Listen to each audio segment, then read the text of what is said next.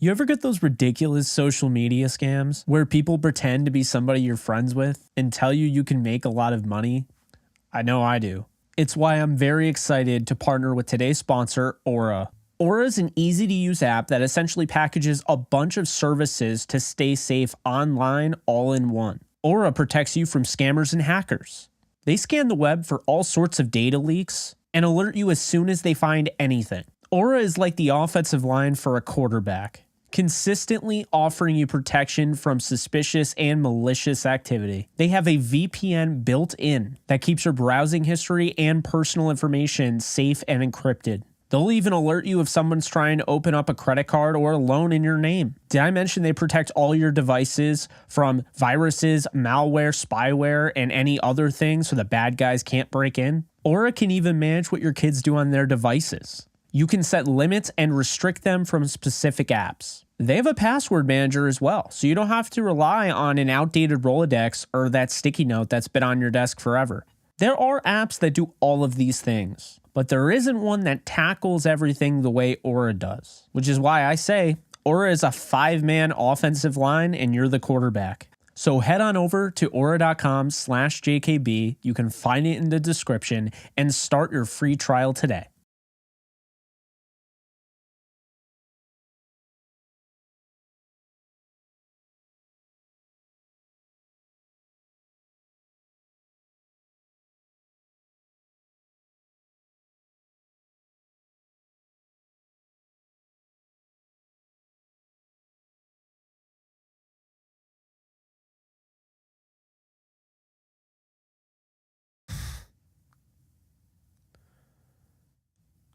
All right, let's see.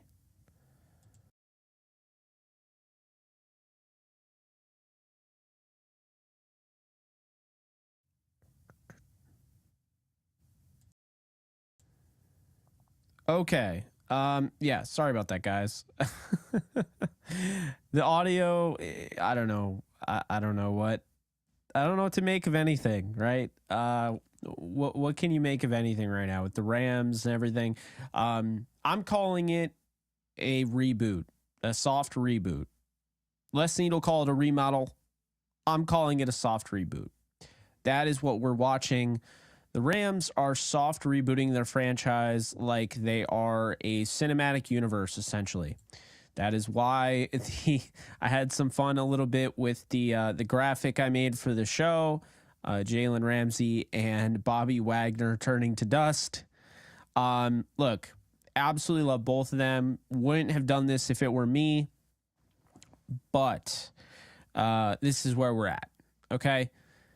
And let me be honest with you guys. So when I left you last night, I was under the impression that the Rams would have some cap space. They could work around, some of these trades and cuts and have some money to spend.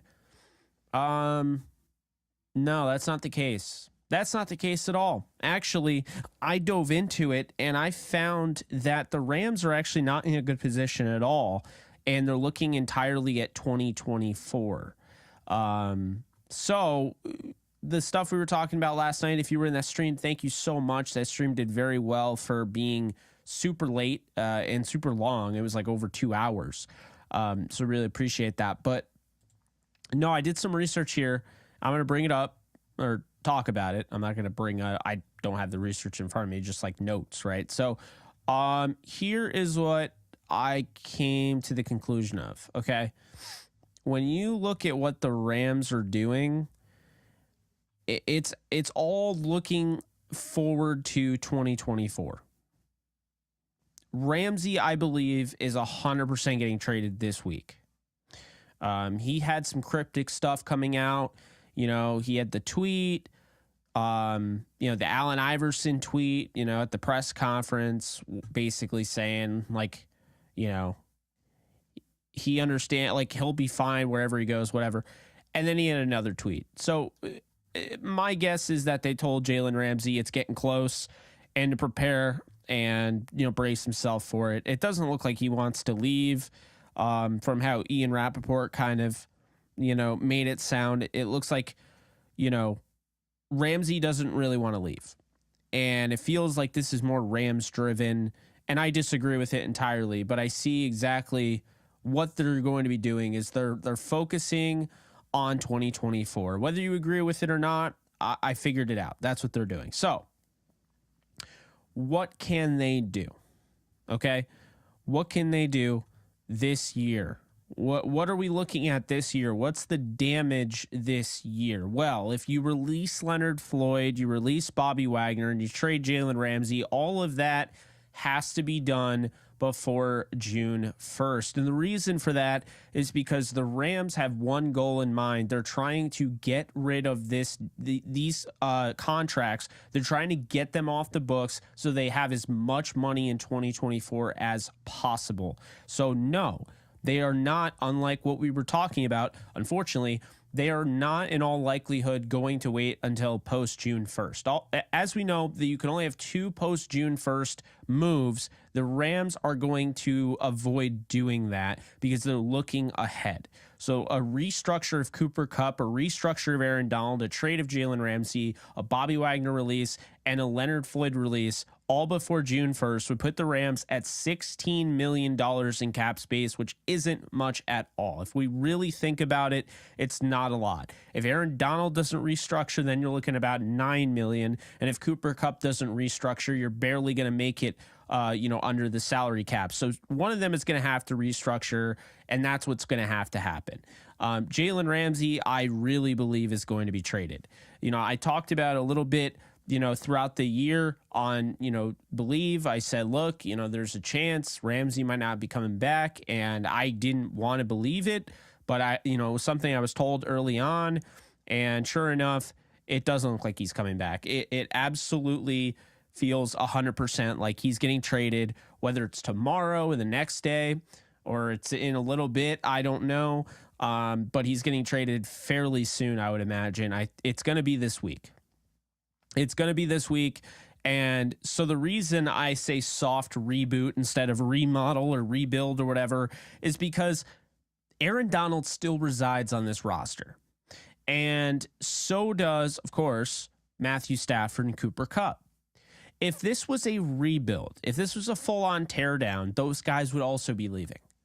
Rebuilds, you don't keep guys like that. You move on from them. You find a way to get rid of Stafford. You find a way to get rid of Kupp, and you find a way to get rid of Aaron Donald, and you send them, and you get picks, and you get you get cap space. That is what you do if you're doing a full-on teardown, and that's not what it looks like they're doing. What I think they're doing is that they're looking at Bobby Wagner's deal.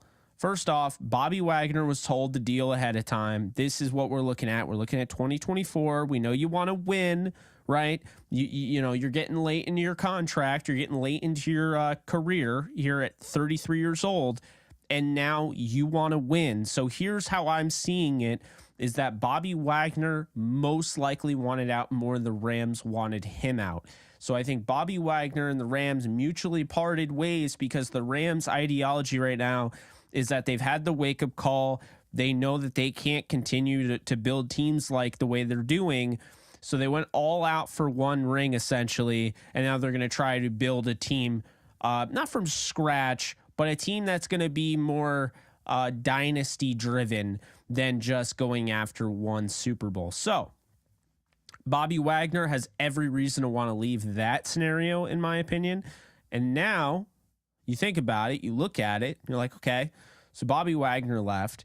The Rams saved $5 million this year, $7 million in dead money. Okay, they're not getting that back. But because they just, they release him before June 1st, it's going to allow them to save more money next year. And they're not like breaking up the money essentially. So they're not pushing it into next year. They're figuring it out now. They're not letting it affect them next year.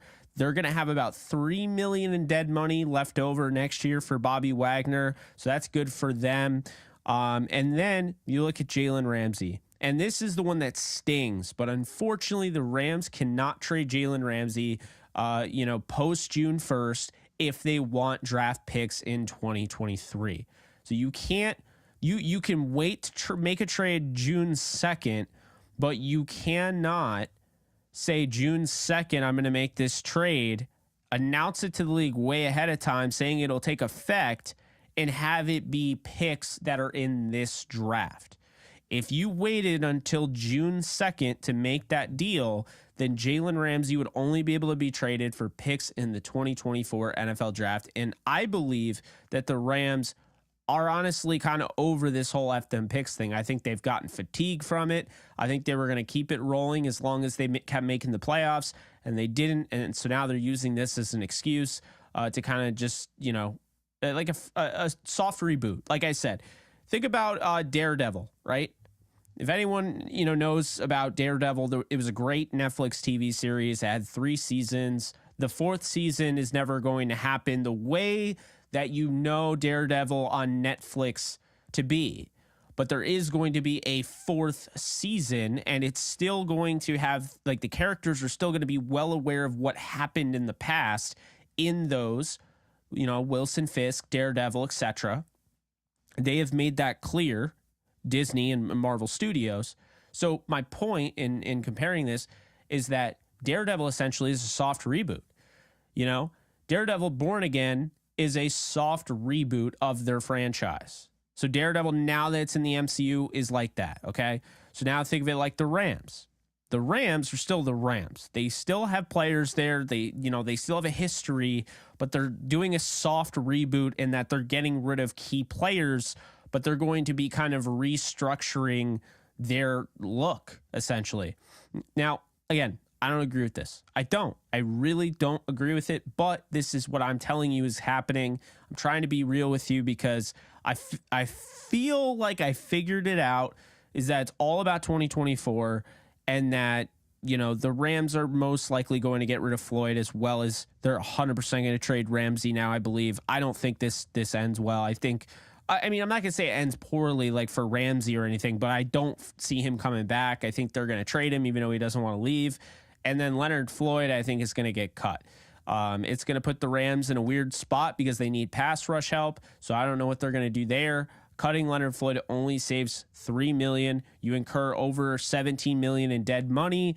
The whole point of that is, of course, to get the maximum amount of money saved for next year and get him off the books immediately, because his contract is going to be steep. So it's a short-term pain for a long-term game, essentially. Now you look, this is a great question. Thank you so much for donating, Boofy. So essentially for that, right, when you look at the Noteboom deal, you can't really do much with that. I mean, you can do something, but it's mostly post June 1st. And so, I don't know if that's the direction they're trying to go in, if I'm being real. And I don't know why the comment isn't loading. Having all sorts of tech difficulties tonight. Not really great. Kind of annoying. There we go. So yeah. So what about Noteboom, right?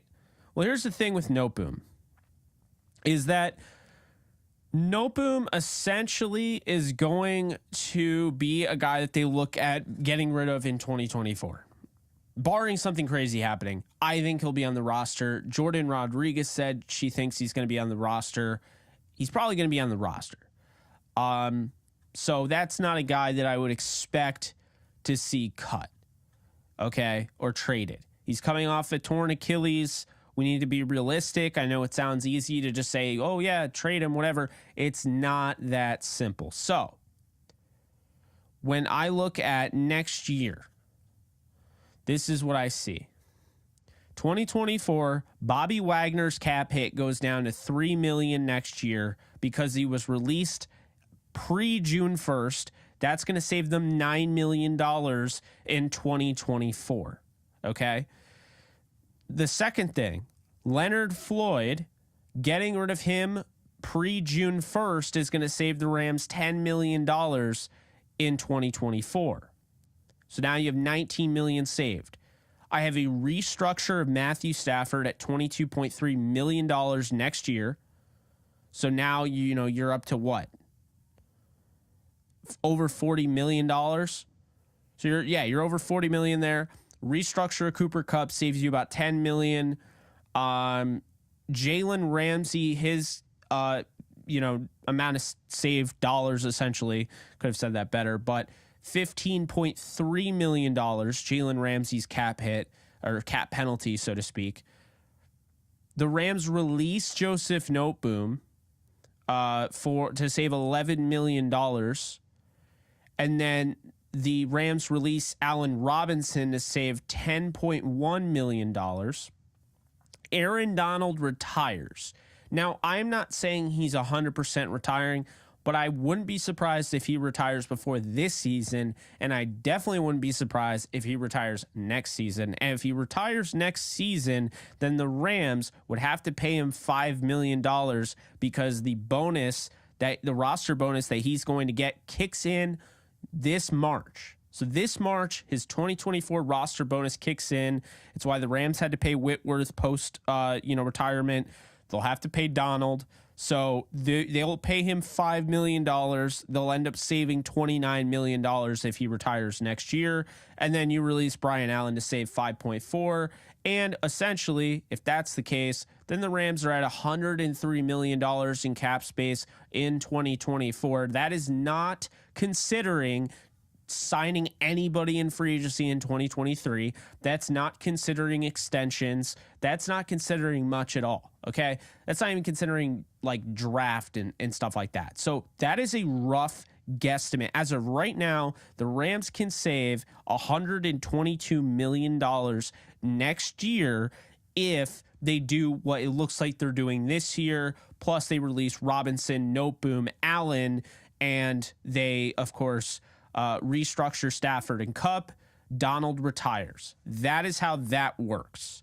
So I do think, if Donald does not retire, then we're talking, instead of $103 million, you're looking at about $74 million, $72 million, around that. So $72 to $74 million you will have left over on your cap in 2024 if he doesn't retire. So I am not looking at this, and that's a great, good comment there. I'm not looking at this as a throwaway season because I've come to grips on the fact that I believe this is a soft reboot and that Donald is going to remain here, or he's going to retire, but I think he's going to remain here. Stafford's going to remain. Cooper Kupp's going to remain. I don't know if they get rid of Tyler Higbee, to be honest with you. I think they're probably going to keep him. I mean, maybe they trade him. I don't know, but I don't think the Rams feel like they have to inject a ton of cap and a ton of capital into the defense. I think they're looking very similarly to how the Chiefs, and we talked about this, how the Chiefs have built their teams, how they've been very offensive minded. In addition to that, look at what the Chiefs did last year, getting rid of Tyreek Hill. They end up winning the Super Bowl. Look at their running back room. They have a first round pick out of their running back room. They have a 7th rounder, and they have a free agent. So McKinnon, free agent. They also had another free agent who they never used in Ronald Jones. But they got those 2 free agents. They got Pacheco in the 7th, and they got Clyde Edwards-Helaire in the 1st. He was arguably completely out of the way at that point. So that's that. Then you look at the quarterback in Patrick Mahomes. So the Rams have their quarterback in Matthew Stafford. Still they believe in him, all of that. So you have Stafford. You have Cam Akers going into next year. And Cam Akers, as Jordan Rodriguez reported, now becomes a restricted free agent because of the pension credit, the 3 games that he was active in but didn't play in because he was still coming back from the injury in the 2020 season, or the 2021 season, excuse me. So because of that, Cam Akers is a restricted free agent instead of an unrestricted free agent. So the Rams do have some leeway there to bring him back. They have Kyron Williams, and they have Ronnie Rivers, a guy that Kevin Demoff has actually said by name on a podcast. So they like those 3. I think they add another running back. You have Stafford. You're talking about this new 3 quarterback rule with the NFL being allowed to keep 3, or like not really having it be penalized against the roster. So that is somewhat potentially in play there. And you have your quarterbacks, you have your running backs. Then you look at your wide receivers. What's the deal there? Allen Robinson, I feel pretty good in saying that Allen Robinson is going to stay on this roster. No matter what they do, they really are going to feel the effects on the cap. They're going to get pulverized if they release him or trade him before June 1st. And if they trade him after June 1st, they're not going to get any picks in the NFL draft this year. So they might as well just hold on to him if they feel like they can do that. So you got Allen Robinson staying in this scenario. You got Cooper Kupp. You got Van Jefferson on a rookie deal. He'll be an unrestricted free agent. And then you have Tutu Atwell and Ben Skoranek. Now, do you bring back Brandon Powell? I don't know. They don't have a lot of money. That's the problem. Like I said earlier, they have about $16 million in cap space if everything that I just said happens. And it's not a guarantee that it does. Releasing Leonard Floyd, we don't know if that's going to happen. I think it will, but we don't know. Bobby Wagner is already released, so that's already happened. Jalen Ramsey's going to get traded. So most of this, I think, happens. I think Cooper Kupp gets restructured. I don't know about Aaron Donald. To be safe, I'd probably say we're more likely or not going to see a $9 million cap space number for the Rams, because I'm not assuming Donald is going to restructure. If he does retire, it would free up quite a bit of money if he retired before the league year started. So that's always a possibility. I know he said he wasn't going to retire, but I'm certain he didn't want to play around this. So he's either going to continue to play because he loves football and he loves money, or he's going to retire. And, I think at the end of the day, this reboot is frustrating, and trust me, guys, it pisses me off. But you know me, since, if you've been following me for a while, then I'm very adaptable. I'm able to not change my opinion, but address the situation and kind of adapt to my environment, essentially. And right now, my environment's a little different. Okay. We were talking about a team that I thought could be a dynasty, and now we're talking about a team that doesn't feel that and is trying to do a soft reboot. So that is where we're at right now. You look at the offensive line, I think they're going to address it, but if you're looking for a big time signing or anything like that, or even Laramie Tunsil or somebody, I think you should be very cautious in what you're thinking there. I don't necessarily think they're going to make many moves on the offensive line in free agency. If they go cheap, it's going to be the guys I mentioned or guys in that tier. A George Fant, somebody like that, right? Bringing back David Edwards, bringing in Nate Herbig, right? Guys like that are going to be manageable. They're going to have to go bargain bin shopping. They don't have a lot of money left over. $16 million if Donald restructures. If he doesn't, then it's going to be about $9 million. So think about this, okay? You look at the draft. Say the Rams get a first and a third for Jalen Ramsey. Now you have a first, you have a second, you have a third, you have a fourth. So you have 2/3, you have a fourth, you have a fifth, you have a sixth, I think multiple sixth and a seventh. The Rams are going to need to draft some offensive line help. They're going to need to draft some interior defensive line help because Greg Gaines is also a free agent. You have to figure out what you're doing with your corners, because they're very inexperienced, aside from, they're pretty much all just inexperienced, and Troy Hill's going to be a free agent.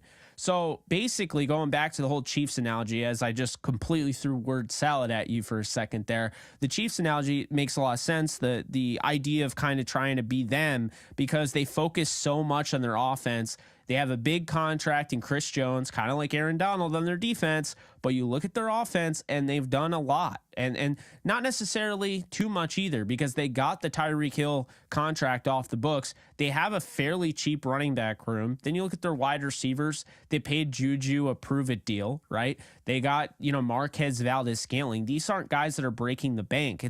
They're paying Travis Kelce. He's the Cooper Kupp, right? And they're paying Chris Jones, who's like Aaron Donald, and they're paying Stafford, or they're paying Mahomes, who the Rams are paying Stafford. So if you think about it, it's very similar, in that aspect. And so we'll see. I think they're going to continue to build up that side of the ball. Now I got to answer some questions. Really appreciate you guys donating. Once again, I always say it really helps out the channel. Latest trade / release intel, first round target positions. Devin, thank you so much for donating. As far as intel, I don't have any sort of intel right now, except for the fact that Ramsey should be traded by the end of the week. The first round target positions, I think you're looking more late first round. I think they're going to be looking at trading him to a contender. And there's a good chance that with him only being $5 million against the cap this year, whoever acquires him is only going to have to pay him $5 million unless there's, some modifications in the trade. Then that's essentially what you're looking at. And I think you're looking at like teams like Philly, if they trade him in the NFC. Personally, I would trade him in the AFC. But teams like Philly, Kansas City, Buffalo, the contenders for sure. The Bengals are definitely one. The Lions, everyone talks about. Like I said, I personally would not trade him anywhere near the NFC. Wouldn't want to have to deal with him. But the Rams are going to be fair to him. They're going to trade him to where he wants to go. He doesn't want to leave. He doesn't want to leave. And Ian Rappaport made that clear. It doesn't, he doesn't feel like he really wants to leave, and he's not demanding this trade. He wants a new deal. The Rams don't want to offer the new deal. They're moving on, and they want to get some draft capital and actually use it for once. So that's where we're at right now. Jalen, expect a trade. I honestly think a trade could happen as early as tomorrow. If I'm, predicting anything, I would say, tomorrow with all the medicals and everything coming out for the combine, I think it happens tomorrow. I think you brush shoulders with a lot of people at the combine. I think, that's when it'll get announced. Kind of similar to when they announced the Stafford and Foles trade, the one that I hated because the Rams could have gotten a first rounder, but instead they settled for a second rounder and got Foles. The one where Les Snead famously said you just don't delete Sam Bradford, and then went on to delete Sam Bradford, as history knows. So, I do think that is something that we should be seeing. I think Ramsey gets traded tomorrow. If that's my, if I'm making my best guess, I think it's tomorrow. And for those of you asking that, Jesse, what's up? Thank you so much for donating. Hey, Jake, been watching you cover all the Rams news. It hurts, but trying to be positive. You should work for the Rams front office. They need a reboot. They probably wouldn't allow me in the front office at this point because, like I've mentioned before, I don't think their PR team likes me very much. But, I always wanted to be, my goal was always to be a general manager for the Rams, actually. When I was younger, that was like my dream was to be the general manager of the Rams. I have it written somewhere. I'm sure I have like a project from second grade, but I remember writing that down. I wanted to be a general manager for the St. Louis Rams. They were in St. Louis, of course, at the time. So yeah, it's actually funny you mentioned that because I always wanted to do that. I've been doing like roster movement in Madden since I was a little kid. And, it's always fascinated me for sure, but I don't think a lot of people are going to like it. That's not a guy that you just up and get rid of. He's 28 years old. He's the best corner in the league. Corner is a position where, you definitely want a good corner, but I don't know. I'm just not really sure what to make of this, except for what I already told you is that I believe that I figured it out. It's a soft reboot, and they're going to gear up for 2024. And we've said this before, not necessarily to this level because we're learning stuff. We're learning new stuff every day, but we've said this before, guys. I've said it. I don't think this is the Rams year. I don't think they're going to go to the Super Bowl. I don't think they're going to win the Super Bowl. I think 2024 makes sense, but that was before this. I can't necessarily give them a Super Bowl in 2024 if they're getting rid of players like Ramsey and Wagner and Donald's going to retire. Like, that's not quite the intel that I had before when I made that, that claim, so to speak. So I think you got to, at the very least, agree with you, Kareem. You got to at least get a first rounder. There is no excuse. You have to get a first rounder. If you don't get a first rounder, well, it's a bust. I'm sorry. It is an absolute bust. And that means, Snead essentially fleeced himself. Now, that wouldn't be the first time we've seen that, but, because trading Marcus Peters for a 5th-round pick and Kenny Young isn't exactly a haul. Just because you needed to free up the cap space didn't mean that you needed to trade him for a stapler. but you know how that works. William Hayes, Robert Quinn, the list goes on. I can name it all. Mo Alexander went from, a fourth round pick they liked a lot, underrated guy, starting for them. John Johnson comes onto the scene, and instead of trying to trade him, they just outright cut him. That's just been the Rams' MO. You look at John Franklin Myers. Oh, he's the Rams MVP of the season, Rams Rookie of the Year, he was rated.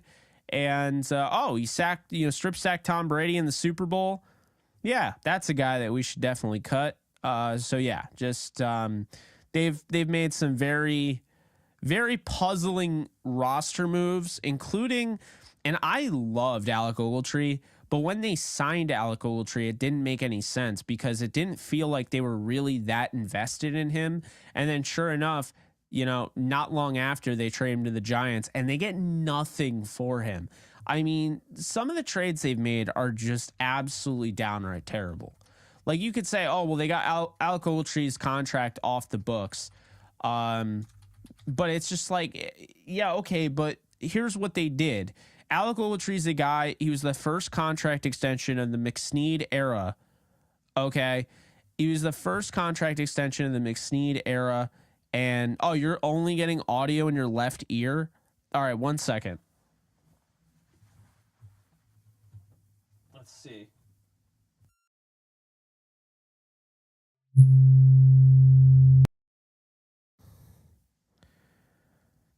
All right. I don't know what's going on. Yeah, I'm seeing that. It looks like it's only coming out of one ear. Like if you're in studio or whatever, then or not stereo, then you can hear it. If you're listening with earbuds, you're only going to hear it out of one ear. So I apologize for that. I don't know what it is. I'd probably have to restart my computer to figure it out, but really frustrating that that's happened. I'm sorry about that. Anyway, back to what I was saying with Ogletree. Okay, first extension of the Les Snead, Sean McVay era. And he's traded with my favorite, because the Rams always have to send a pick. He's traded with a 2019 7th round pick to the New York Giants in exchange for a 2018 4th and a 6th round selection. I mean, what? a 4th and a 6th? He was the first guy that you extended. I don't know, man. I don't know. But, the Rams have had... yeah, I'm with you there. If the Rams don't get a first rounder out of Jalen Ramsey, there's going to be... I'm going to be very vocal about that. Yeah, Ogletree trade was awful. All right, let's look at another trade. William Hayes trade. The Rams trade William Hayes to the Dolphins for a 2017 7th round pick in exchange for a 2017 6th round pick. Ah, my favorite. You always have to give up another pick. Yeah, I know it was a money dump and all that, but Hayes played well and they acted like he wasn't a good player anymore. That I hated that. Look at the Robert Quinn deal. First off, let's talk about Robert Quinn. So Quinn had 19 sacks with the Rams, 10.5, 19, 10.5, 5, 4, dealt with some injury. They kept him though, right? Then he has 8.5 sacks. He's getting back from the back injury, 2017 with McVay's first year. Then they trade him to the Dolphins. He gets 6.5, goes to the Cowboys, gets 11.5. Then he has 2 with the Bears. Then he has 18.5 with the Bears, and he's dealt with some injuries. So he's been kind of up and down, right? But what did the Rams get for a guy that would end up going on and being second in the league in sacks in 2021? What did they get out of the Robert Quinn trade, who was still a pretty solid pass rusher, at that point in his career? So the Chicago Bears traded veteran pass rusher Robert Quinn to the Philadelphia Eagles in exchange for a 4th round draft pick. So what did the Rams do? Okay, what did the Rams get in return? They went to the Dolphins and they traded him for a 2018 6th round pick. Sorry, they traded him and a 2018, the Snead special. Always got to throw a pick in there with the player. So they threw a 2018 sixth round pick and Quinn so they could acquire a fourth and a sixth rounder from Miami. So believe it or not, they actually got more than what the Bears got from the Eagles, but they had to give up a sixth rounder because they always have to throw in another pick. And it's this common thing. I really don't like the trades. Now, let's go back to the Rams trading down 31 overall because they had the 31 overall pick in 2019 and they traded down. So let's look at this Taylor Rapp deal.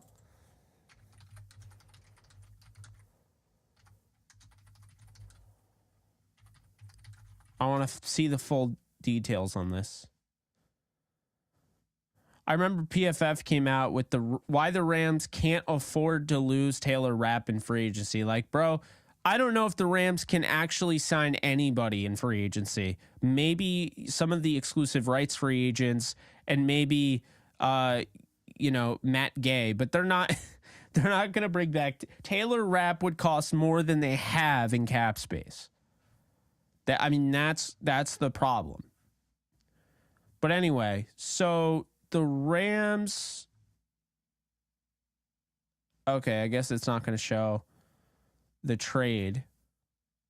Let's go to the 2019 NFL draft. I want to see what did Snead give up because they moved way down and they did not get a great haul, if I remember correctly. So the Rams, let's see here, 2019 NFL draft. The Rams trade their first and sixth, always, like I said, always loves to throw a pick in there. The Rams trade their first and their sixth round selections. So they traded 31 overall and 203 overall for Atlanta's second and third round. So 45 and 79.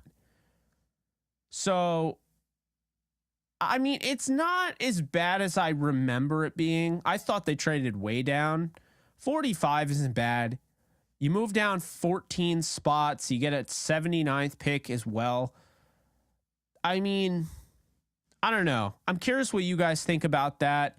I could probably bring up a draft chart to see what that would equal if that trade was even worth it. But the reason we're bringing this up is I really do like Les Snead. I know it's coming off like I sound like a hater, but I'm just trying to prepare myself for what kind of haul that we can expect Les Snead to be okay with, with the Jalen Ramsey trade. And that's kind of where I'm at right now. So let's look at this. Right now, the trade value chart has 600 points for 31 overall. The Rams traded down to 45, which is 450 points. And they also got a 79th pick, which is 195. So that is, let's see here. God, I cannot do math on the fly. So 450 plus one. Where was it? 195. So actually, Snead looks like Snead fleeced them. If I'm not I won't say fleeced. I think it was a fair deal. Minus 8.6. Yeah, Les Snead 636.4. 636.4 is the draft trade value. So Les Snead got 36.4 more points in value with that trade down. Okay. I don't know why I found that. All right, the one I found annoying was Sony Michel because they didn't need to trade a fourth and a sixth. That I did not like. I I don't like that the Rams don't have their 107th pick because they traded it for Sony Michel when New England made it very clear that Sony Michel was going to be cut. And the Rams traded 2 picks for him and didn't bring him back. And that pick right there, you might say is not that big of a deal, but it is because it's a 4th round pick. 107th is 80 points. 80 points right there.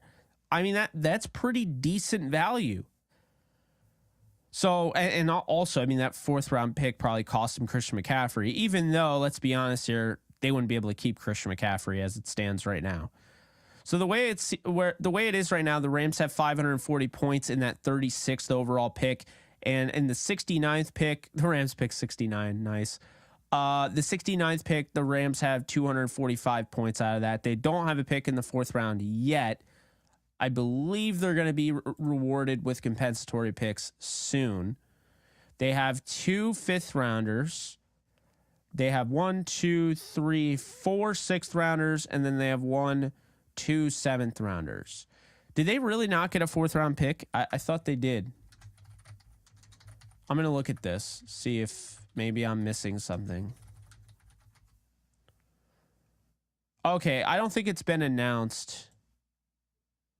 It definitely has not been announced. So the Rams are expected. All right, where am I seeing? Trying to find.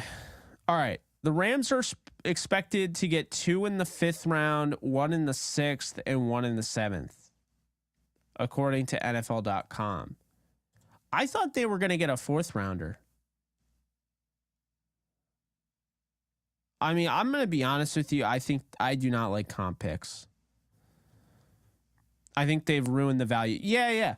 Over the Cap has Darius Williams, a projected 4th rounder. Number 80, number 100. No, never mind. That's wrong. But Darius Williams. Okay, so the Rams are projected a 4th rounder by Over the Cap. Darius Williams, 5th rounder for Austin Corbett, 6th rounder for Sebastian Joseph Day, and a 7th rounder for Obadiah Okoronkwo.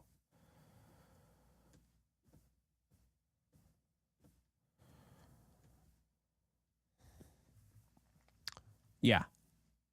Okay. So the Rams have 1, 2, 3.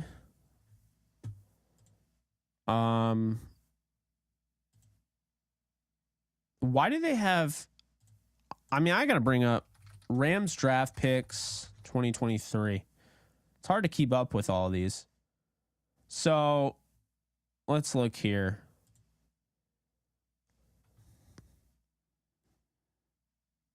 Okay, so they're projected compensatory picks. That's what's going on here. All right. Yeah. So the Rams have 1, 2, 3, 4, 5, 6, 7, 8, 9, 10, if I'm not mistaken. They have like 9 or 10 picks. It's hard to tell because they haven't awarded them with compensatory picks yet. No one's been awarded with compensatory picks. So that's that. But that should be interesting. All right. So back to the whole thing. Essentially, this is a reboot. And like I said, yeah.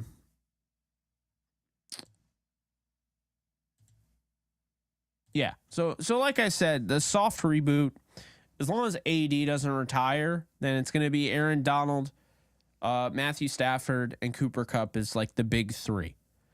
They no longer have a core 4. They definitely don't have a core 5. After that, you look at Ernest Jones. You look at guys like that.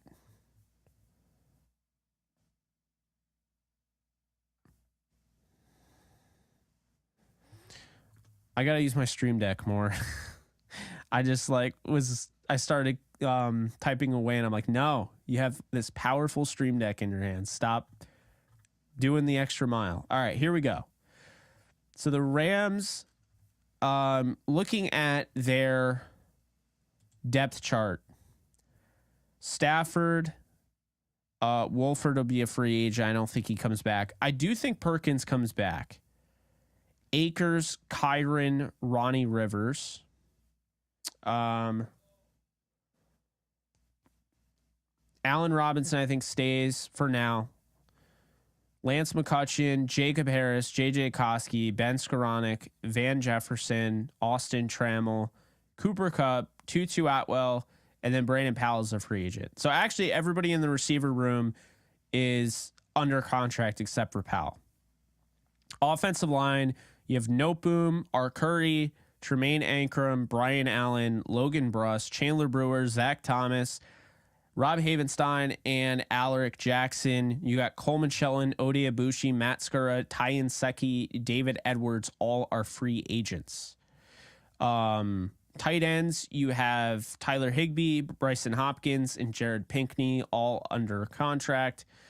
And then defense, you have Aaron Donald, Marquise Copeland, Laurel Murchison, Bobby Brown III, Jonah Williams, Ernest Brown IV in the interior. Ashawn and Greg Gaines are free agents.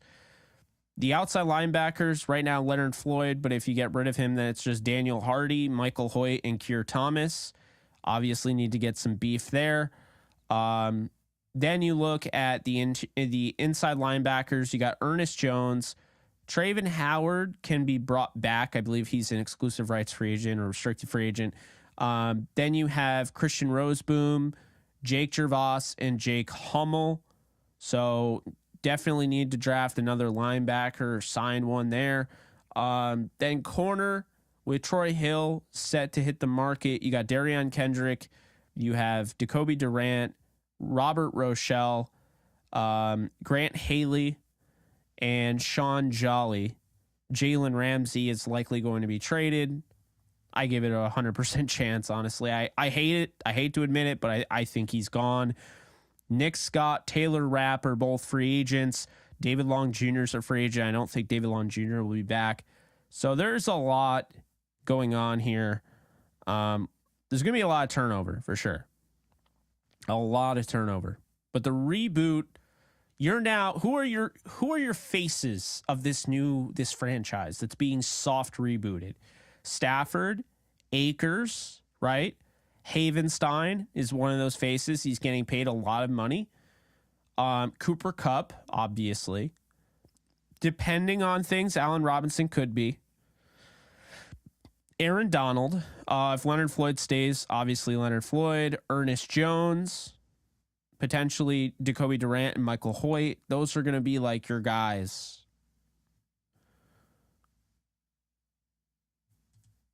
I agree. I think Kobe Durant has definitely shown you that he can be something. Boofy, thanks again so much for donating. I really appreciate you, man. Do you think the hiring of coaches gives them some sort of confidence in how they develop players moving forward? As said in chat, they haven't been good at developing anything other than IDL and safety.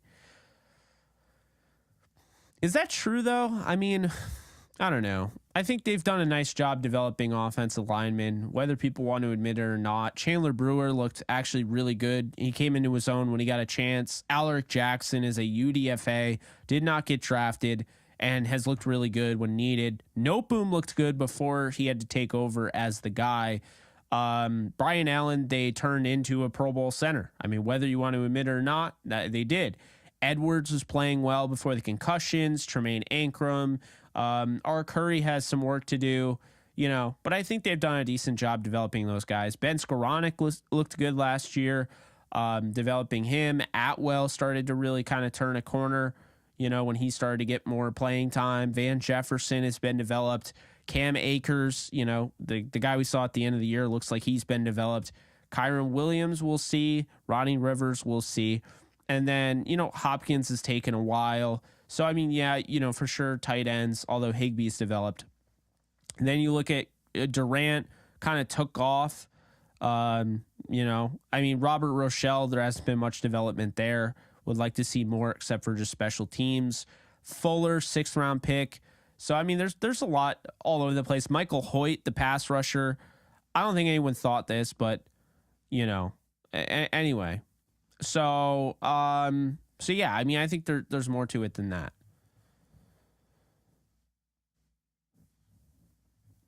Well, if we're going to play that game, I mean, let me ask you this, right? Does Patrick Mahomes, does he just automatically count because he doesn't count because he was in the first round? Because there were a lot of people that were saying that he was apparently what is it? He was raw. Even though I was high on him, he was QB1, all that, he had to wait a year to play. Does that not count as some development there? I don't know. To me, you have to develop everyone. You have to develop number 1 overall pick. You have to develop your 100th overall pick. You have to develop your Mr. Irrelevant. You got to develop your picks. So I don't really care where you're picked. I want to see development. I want to see coaching. And I think we've seen that.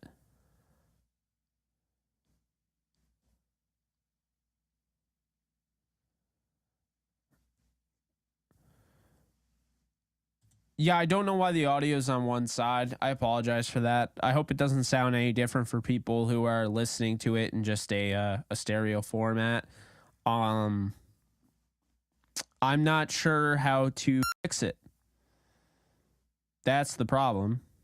So I won't be able to change it until I reset my computer, and I'll do it after the stream. So yeah, I mean, it sucks. This probably isn't, like, if you were to rip this into a podcast, it probably wouldn't sound great, but or it probably would sound great, but it would just be annoying having it in one ear.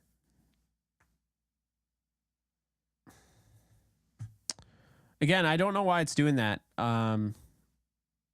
It never does that, so just annoying.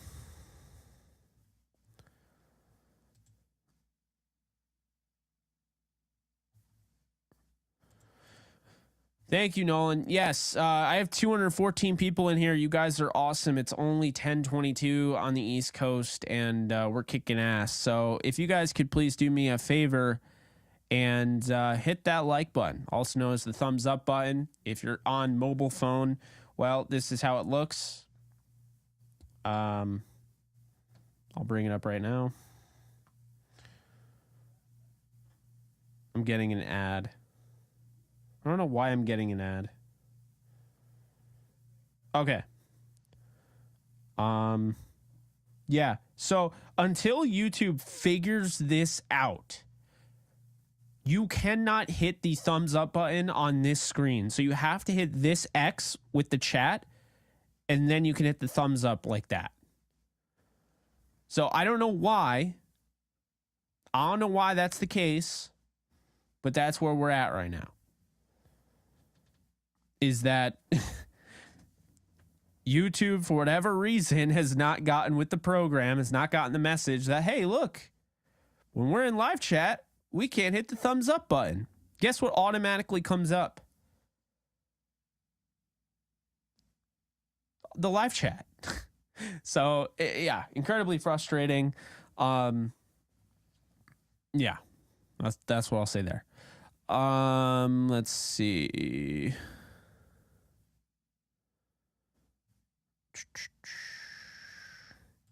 Yes, please do.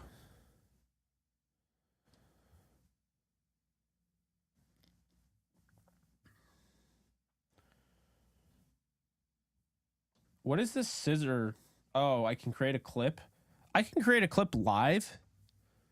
You might be able to as well. I guess you can literally clip me live. I didn't know that. I didn't know what the scissors were, but now I do. Interesting. Very interesting. All right.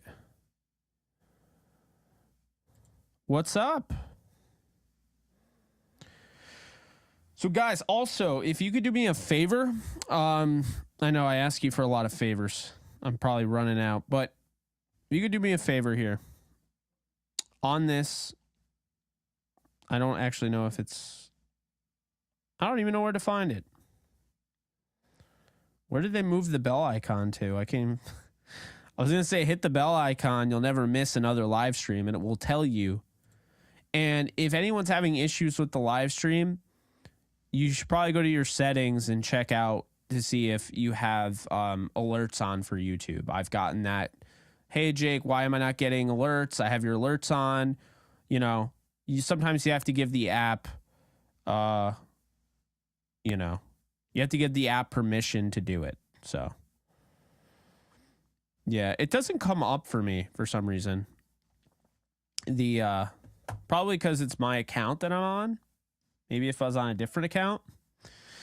But yeah, the reason being is that I looked at the I looked at the numbers, the whatever you want to call them, analytics. And we're doing really well with the analytics lately on that, because I've been trying to get that up. So right now, I don't want to bore you too much with this. But essentially right now, subscribers who turned all notifications on for your channel, I have 100, not 100, I have 1.1K. So I have over 1,000 people that have turned on all notifications for the channel. I have 760 people that have turned on all notifications and enabled YouTube notifications. The problem is, if you're not getting my notifications, it's probably because you haven't enabled YouTube notifications. So be sure to do that. That will probably solve that issue. We're at, 760 and then 1.1K. The typical on YouTube, the average on YouTube is 10% to 30%. I'm at 6.3%. So it would be awesome if we could hit that bell icon, as well as the thumbs up and the subscribe if you haven't already. And yeah, that's just all I wanted to point out. I figure I never mention that, and I don't think people realize that that's even a thing. So, I mean, obviously there are people out there that do, but I don't think everyone does. And so that's why I figured I'd throw that out there. Anyway, back to the program. We're at 92 likes. I have 190 people in here. Be sure to like and all that good stuff. Please trade down, not Ramsey. We would get more draft capital and keep a very good cornerback, those whose price is more reasonable. So the thing with Donald is he does have a no trade clause, which I honestly keep forgetting to tell people, because that could be a real holdup. But I don't really think, the vibe I'm getting is that they're going to try to run it with Donald. They're going to try to run it with Stafford. They're going to try to run it with Cooper Kupp, and that's what it's going to be. And that's why, hence the whole term of soft reboot instead of reboot or rebuild or blow it up. That's why this is where we're at. And so, no, I wouldn't say doomed. I wouldn't say doomed. I don't think he would mind going to a contender if they decided to do that. Yeah. See, here's the thing. This is what's not being talked about. Do you remember when Donald, I forget how it was worded, but Donald changed his name or changed something in his account on Twitter? It was like former Rams player. Do you guys remember that? And it was either something where he was drunk, or it was a joke, or somebody, did it using his social media account. Do you guys remember that? Okay, good. You do remember that. I feel like essentially that might have been telling us something. Like, he found out that this was the plan. We're going to get rid of Bobby Wagner. We're going to trade Jalen Ramsey. And he might have already kind of decided. See, I'm not 100% convinced, even though, Erica came out, his wife, and said, like, he's not retiring, all that, whatever. I'm not convinced he's not retiring. I'm not. This offseason, nothing will shock me. If you're trading 28-year-old Jalen Ramsey, if you're cutting all-pro linebacker Bobby Wagner before even giving it a shot to go and get out and get somebody in return, something in return, I don't know, man. I don't know about that one. I think anything is up for debate at this point. Anything could happen. And we shouldn't be surprised what happens. I think the only thing that's not happening is Cooper Kupp and Matthew Stafford aren't going anywhere. I still think it's a possibility that Aaron Donald retires. I think 100% right now that Jalen Ramsey is going to be traded this week, by the way. Bobby Wagner's gone, and I think there's a good chance that, they move on from Leonard Floyd. What are they going to do if they move on from Leonard Floyd? I don't know, because they're going to need some help on pass rusher, because the argument here is that if you make your pass rush good enough, it can hide a bad secondary. But what you can't do is make your secondary bad by trading away the number 1 overall corner in the league, and then make your pass rush bad by getting rid of one of the better run defending, edge defenders and a solid pass rusher in Leonard Floyd. So, if I'm being honest with you, it makes sense. Like if Donald were to retire, it might help the Rams out more next year. I think they might have to keep him this year. They would probably have to keep him this year if they're trading Ramsey. But yeah, I think there's something to that. I don't think that was just for show. Like I think there's something to that.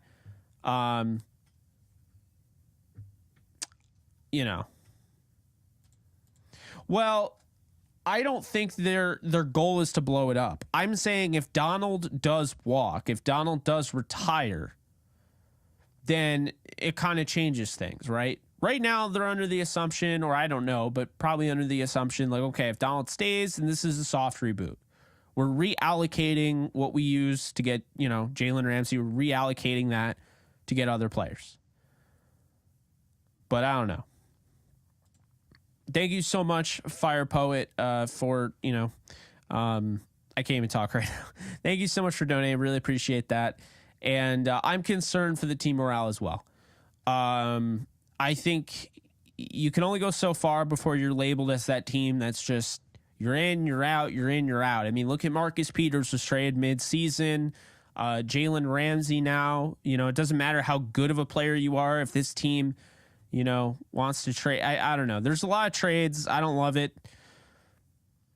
I thought that, Ramsey was going to be the core guy that stuck around and carried the defense. It was the face of the defense. And now it's like, it doesn't seem like they care about defense, which could be an endorsement of how good Raheem Morris is as a defensive coordinator, or it could just be the fact that they're overreacting and they're being reactionary and they're trying to put everything on the offense. I don't know at this point, but, could be one of those two things.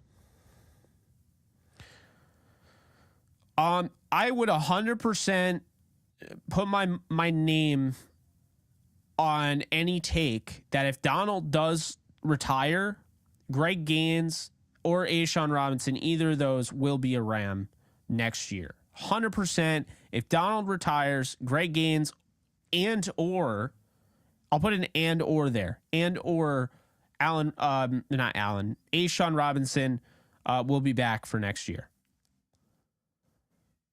So for those of you asking, if Aaron Donald retires, what the hell does that save the Rams? Is that even worth it at that point? Is that really even worth it? I mean, he's a fantastic player.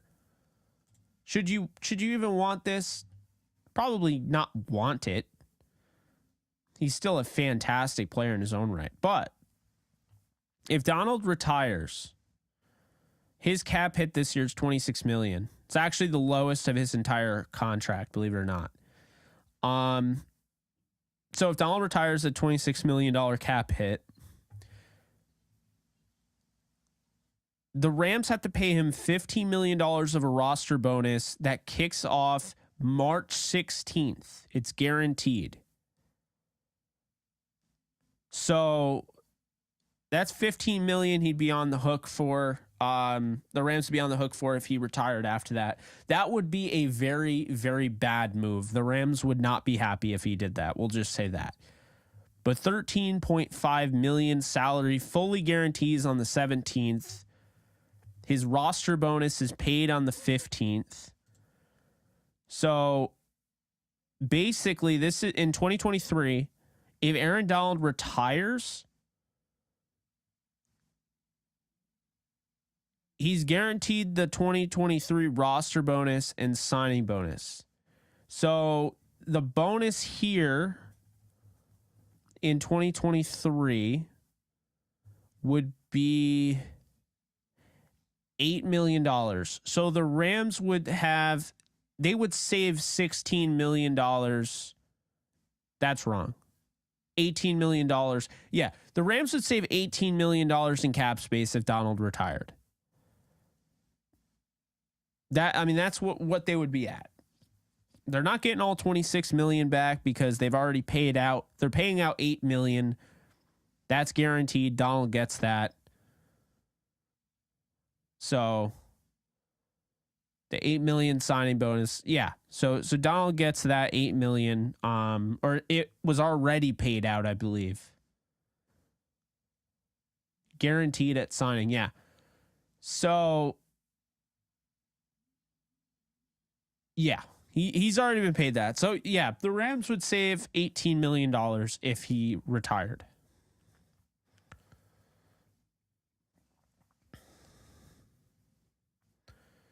He does have a no-trade clause.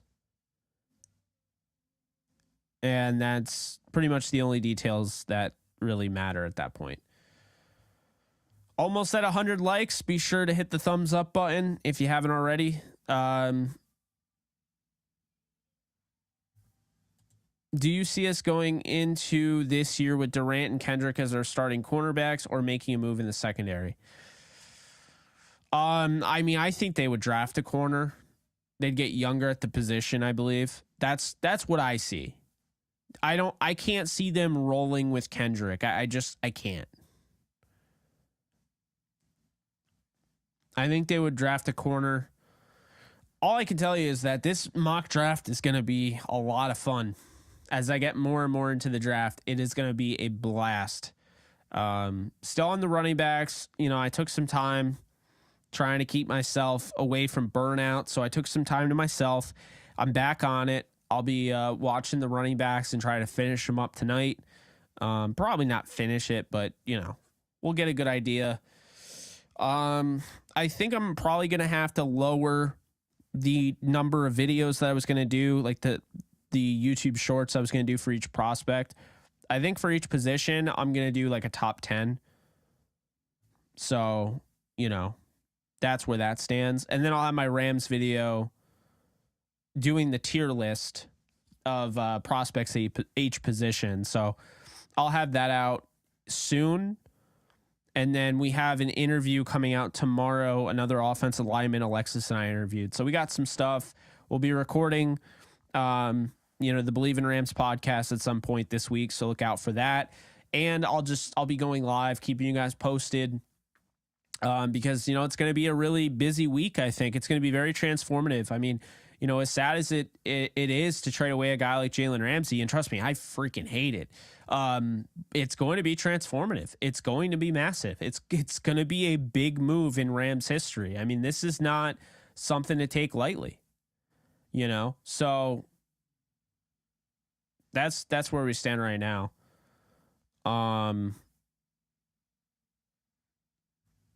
That's not how this works. The Rams aren't the Rams aren't just going to pay the Lions. The Lions got the biggest gift ever. The Lions got a top 6 pick in the NFL draft for the Stafford deal. They got so lucky. That never should have happened. The Rams never should have been that bad. They had so many injuries that led to that. They got so lucky.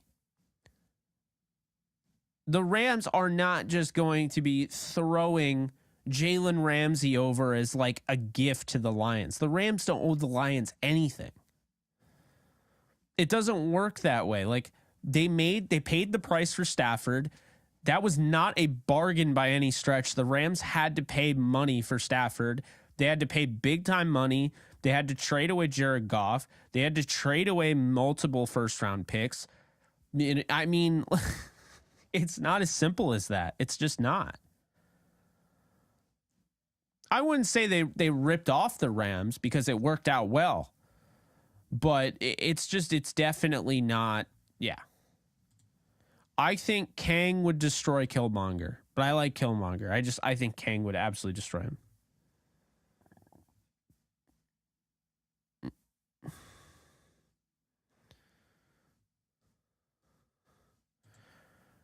It's not, I'm telling you, it's not going to be 2 seconds. They have to get at least a first rounder.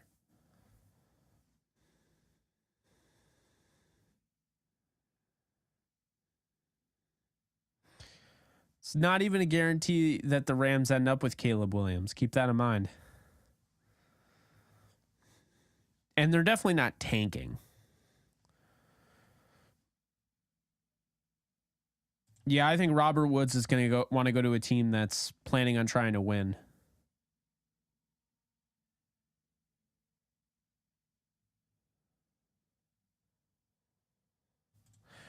I think fans are absolutely justified for complaining. I mean, we could talk about a Super Bowl, but let's not act like this team didn't just go through one of the worst stretches in the history of the NFL. The SoStar Rams were so bad. And then you get Jeff Fisher, makes it a little bit better, and then finally the wheels just come off in his last year. And then Sean McVay goes there and he turns them around instantly. But think about it.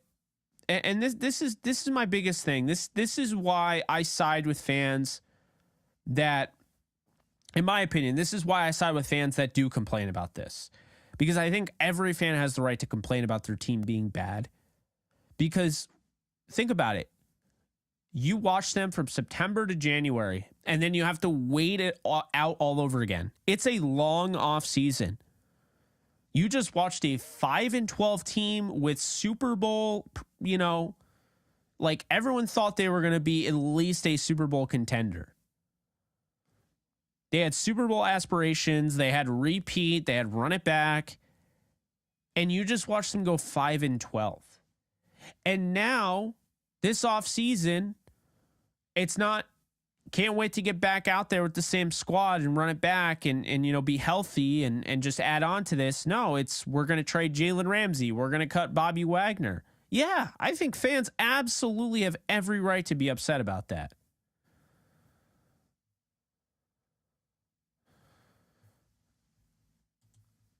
Oh, I mean, no disrespect to you. I mean, that's on you. That's all you. I'm not going to tell you how to feel. I'm just saying I can totally understand why people would be upset.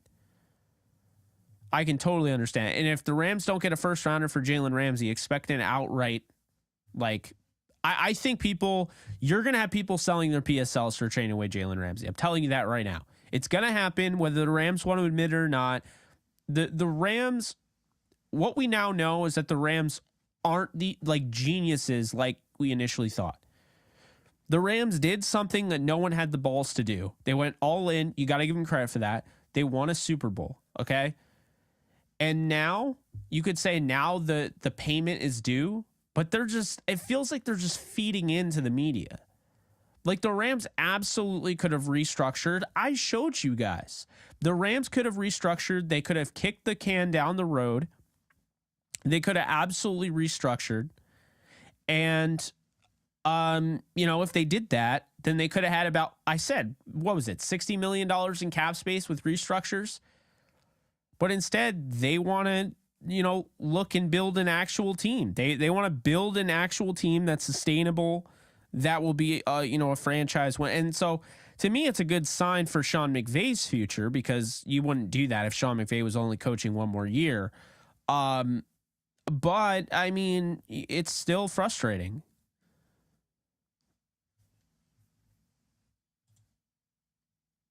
Then, like I said, Don, you're not getting Jalen Ramsey.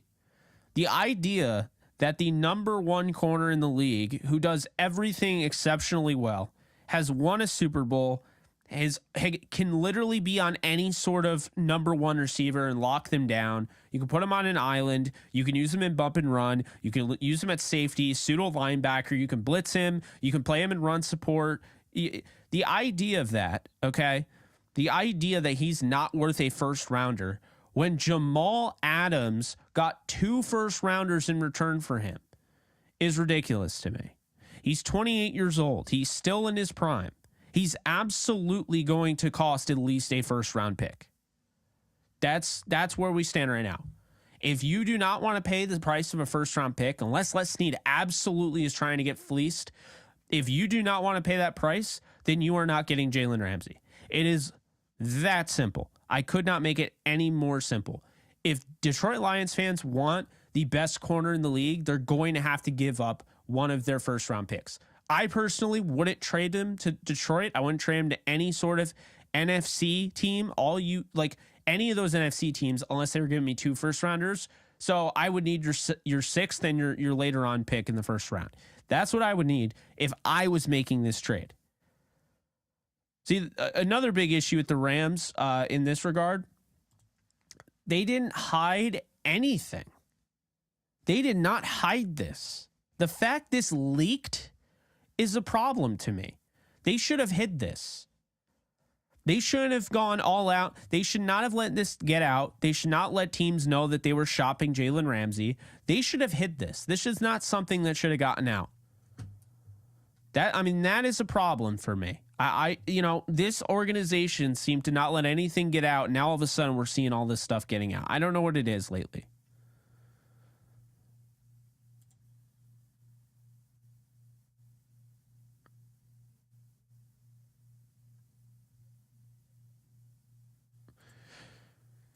I don't think he can.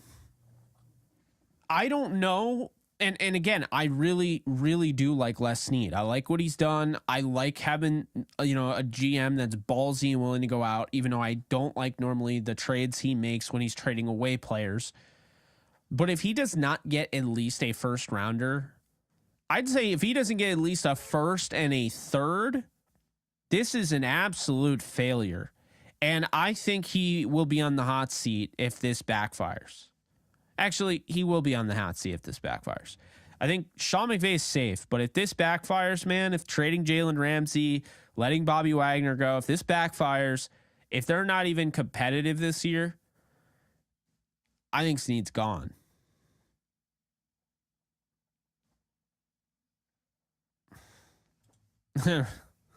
Hopefully not. Hopefully not.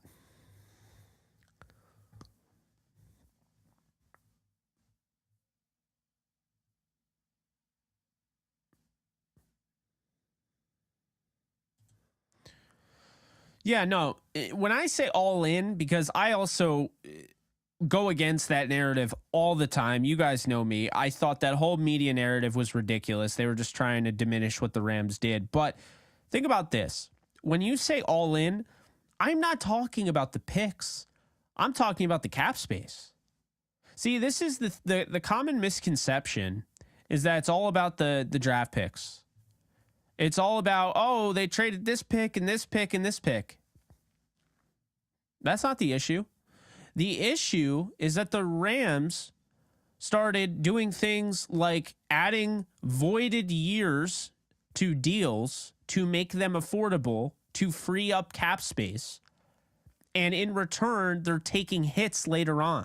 Because those voided deals still, those are that's cap dollars that you're going to have to pay down the road. So you're doing voided money, you're doing backloaded deals, so all sorts of stuff like that. You had Joseph Noteboom's cap hit at around $2 million. Leonard Floyd's cap hit was around $2 million. So now you have to pay a ton of money to Leonard Floyd now.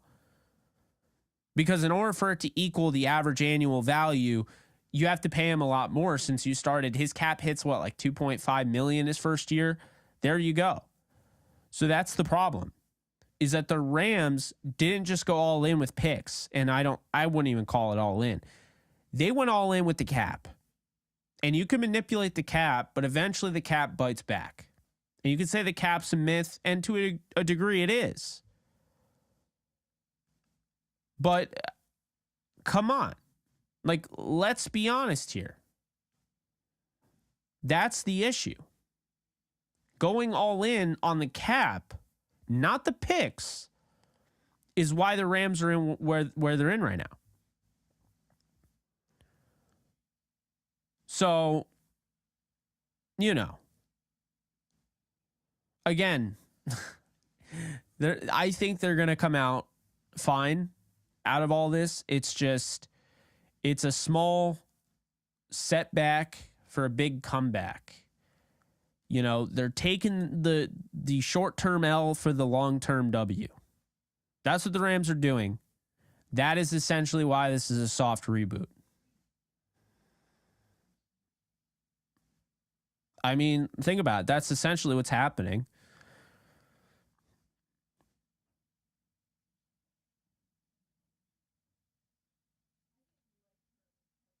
I think I would disagree with that. They are looking to be competitive, and they're not taking second round picks. This is the thing that people are misinterpreting. Soft reboot does not mean that they're blowing it up. Does not mean they're throwing in the towel. If anything, this is what I'm taking away from this. And again, I don't like this approach, but let me try to, help you understand how I see it, and hopefully this is how it is, right? They look at Raheem Morris as a guy who does not need a ton of talent on the defense. And honestly, last year, when Donald was out and he had three of his four top corners out with injury, he made things happen. Raheem Morris is a damn good defensive coordinator. I've said this. And he took over basically as being a leader and a head coach when they needed him to. Players came to him. When Sean McVay was down in the dumps, they came to Raheem. So what I'm thinking is that they've had the internal discussion that, look, Raheem, we're going to bolster that coaching staff. We're going to go younger on defense. We believe in what you can do to elevate the defense. And then we're going to take trading away Jalen Ramsey. We're going to take those picks. We're going to put it back into the team. We're going to get younger at the corner position. We're going to get those guys on rookie deals, affordable. And then on top of that, we are going to use Jalen's cap value. We're going to put that into the offense. So what are they doing? They're being like the Kansas City Chiefs. That's what they're doing. The idea that this team doesn't want to win or this team isn't going to be competitive, I think it's an exaggeration, and it's over dramatizing what is truly happening. This team wants to win. They want to be competitive, and they want to win so bad that they're willing to potentially lower the opportunity of winning this year to win long term. Like I said, it's a short-term L for a long-term W. And we don't know what is going to be on the field. We don't know who's going to be playing and whatnot. But I stand by that. And I don't have to agree with it, right? But, I'm going to explain how I feel this is going. And that's how I feel it. That's the direction this feels like. This feels like they feel they can get the most out of Raheem Morris's coaching staff. They can develop these guys. They saw what Jacoby Durant was doing. They got Darion Kendrick on the field as a 6th-round corner. They, see obvious progressions with guys like Michael Hoyt and, Marquise Copeland, Quentin Lake playing at the end of the year with Russ Yeast, Jordan Fuller. So the Rams, obviously Ernest Jones, the Rams are looking at this from that lens, is that they don't need stars on the defensive side right now. They feel like they can develop these guys, and they can keep them all on manageable deals for the foreseeable future and be able to essentially build something where it's sustainable and it's not just a, all in, win a Super Bowl type of moment. Instead, it's how do we get back? We got back. And how do we stay here? We're staying here. That is what they're trying to do. They're understanding what it's going to take, and they're trying to take the short-term L, they're trying to get the long-term W. That's essentially what's happening. Based on what I'm reading when I'm reading in between the lines, that is what is happening. The Rams are still going to be competitive. They're still going to fight. They still have one of the best coaches in all of football in Sean McVay. They still got a great defensive coordinator, top 10 in Raheem Morris. Mike LaFleur is going to get them running the ball more. And that's the thing. I mean, we don't know what to expect, but I do think the soft reboot makes the most sense. And it's not just PR. PR is calling it a remodel, because remodel is like, what is a remodel? A soft reboot tells you, okay, we're not full on booting the thing up all over again. We're not changing everything, but we're changing some things. Remodel is like, I don't even know what that is. I don't like that term, because when you remodel a home, it's most of the time you're adding on. You're making additions on the home. You're adding, like I said, the walk-in shower, right? You're adding new granite countertops. You're adding a new island. You're adding a new stove. Like, that to me is what a remodel is. Like, a remodel is not getting rid of players, just getting rid of players and then, whatever. That's not upgrading. Like, a remodel to me is an upgrade. So I don't really like that term. That to me is a PR term, but the soft reboot I think is understandable because we've all been there. If you watch comic book films like I do and like a lot of people I know in this chat do, it makes sense. Because when you look at, like, you watch those comic book films, you're like, okay, they soft reboot this, they soft reboot this, they reboot this entirely. I mean, what happens when they reboot Spider-Man? We saw Tobey Maguire, then we saw Andrew Garfield. So what is a reboot? Well, it's the same person, it's the same character, it's Peter Parker, and it's Spider-Man, right? So that's the same IP, it's the same franchise. Okay. But it's a completely different actor. It's a completely different story, completely different villains, all of that. Completely different cast.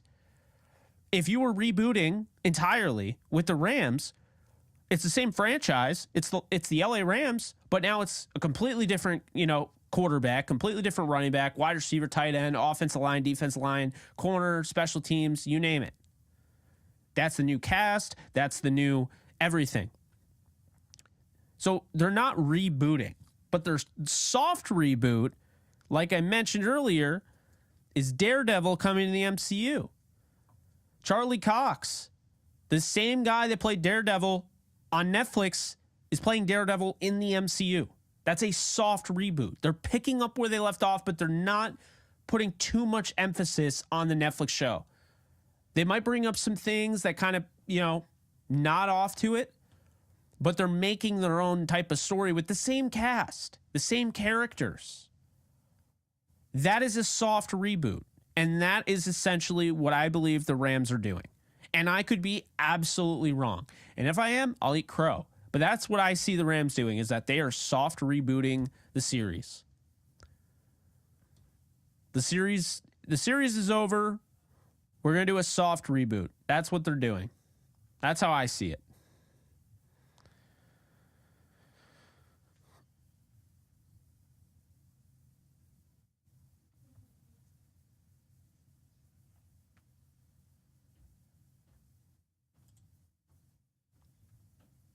Yeah, guys, let's keep it nice and friendly in here.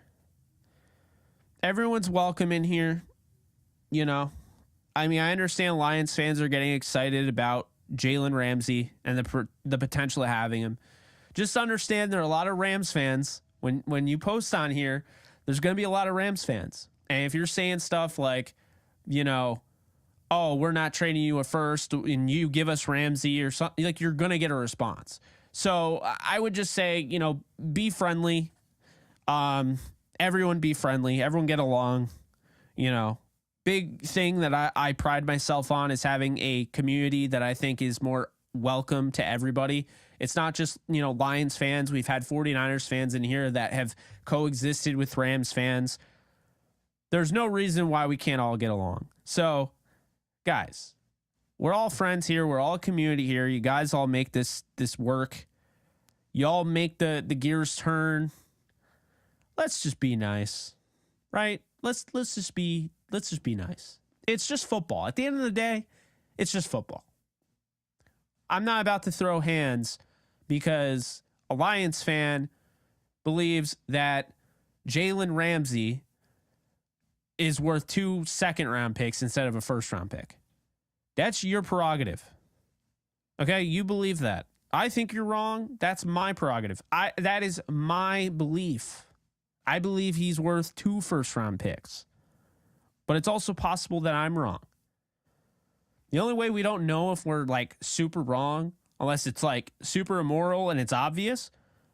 The only way we don't know that we're super wrong is that, like, if God came down from the heavens and was like, you're wrong, you're right. But that isn't going to happen. So until something like that happens someday, you're going to have to understand that there are opposing viewpoints. There are going to be different, these different thoughts.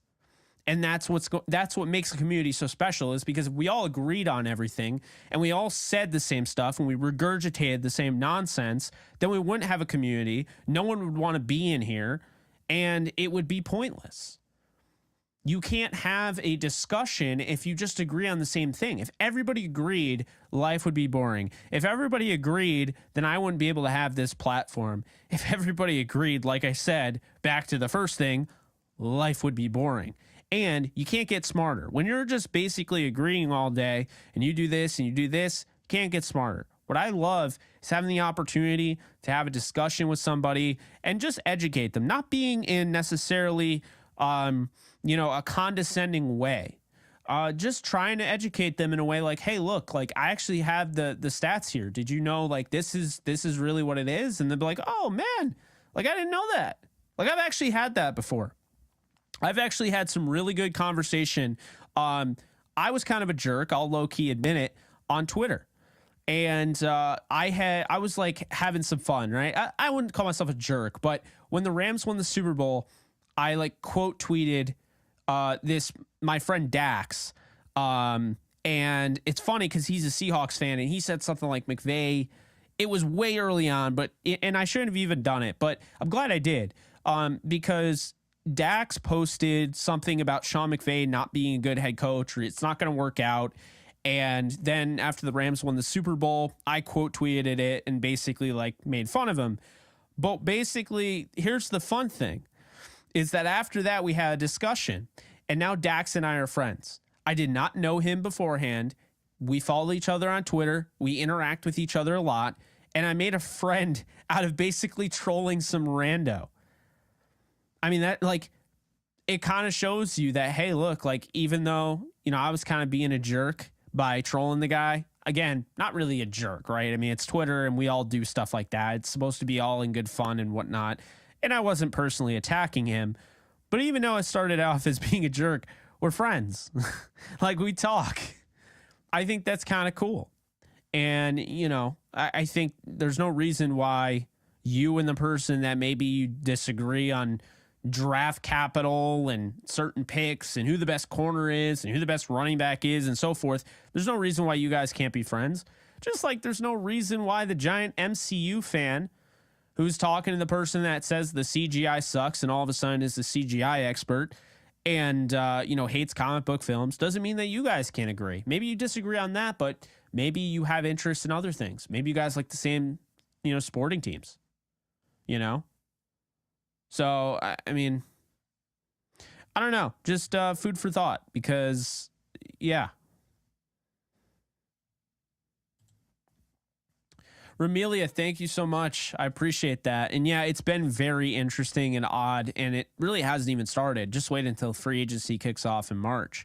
The Rams are going to be that kid waiting to get in the pickup game at the basketball court. And because they don't have a lot of draft cap, or not draft capital. They don't have a lot of cap space. So they're going to be that guy on the side trying to get in, be like, oh, I'm next. And no one's going to want to actually play with him or draft him or anything. That's what's going to be the Rams in free agency. Just so to get ready. I mean, don't expect, there's not going to be any huge moves, I don't think.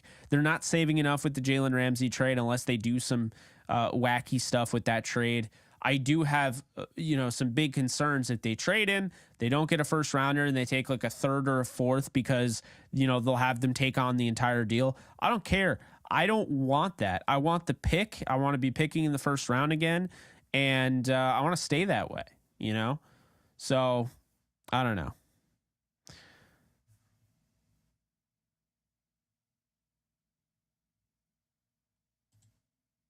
Rams about to trade for Jake to play for the Rams this year. Man, I don't even know what I would play.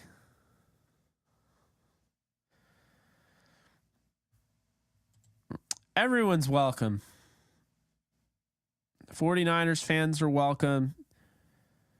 As long as you're not a complete a-hole, you're not a troll, you're not a jerk, like, you're welcome in here.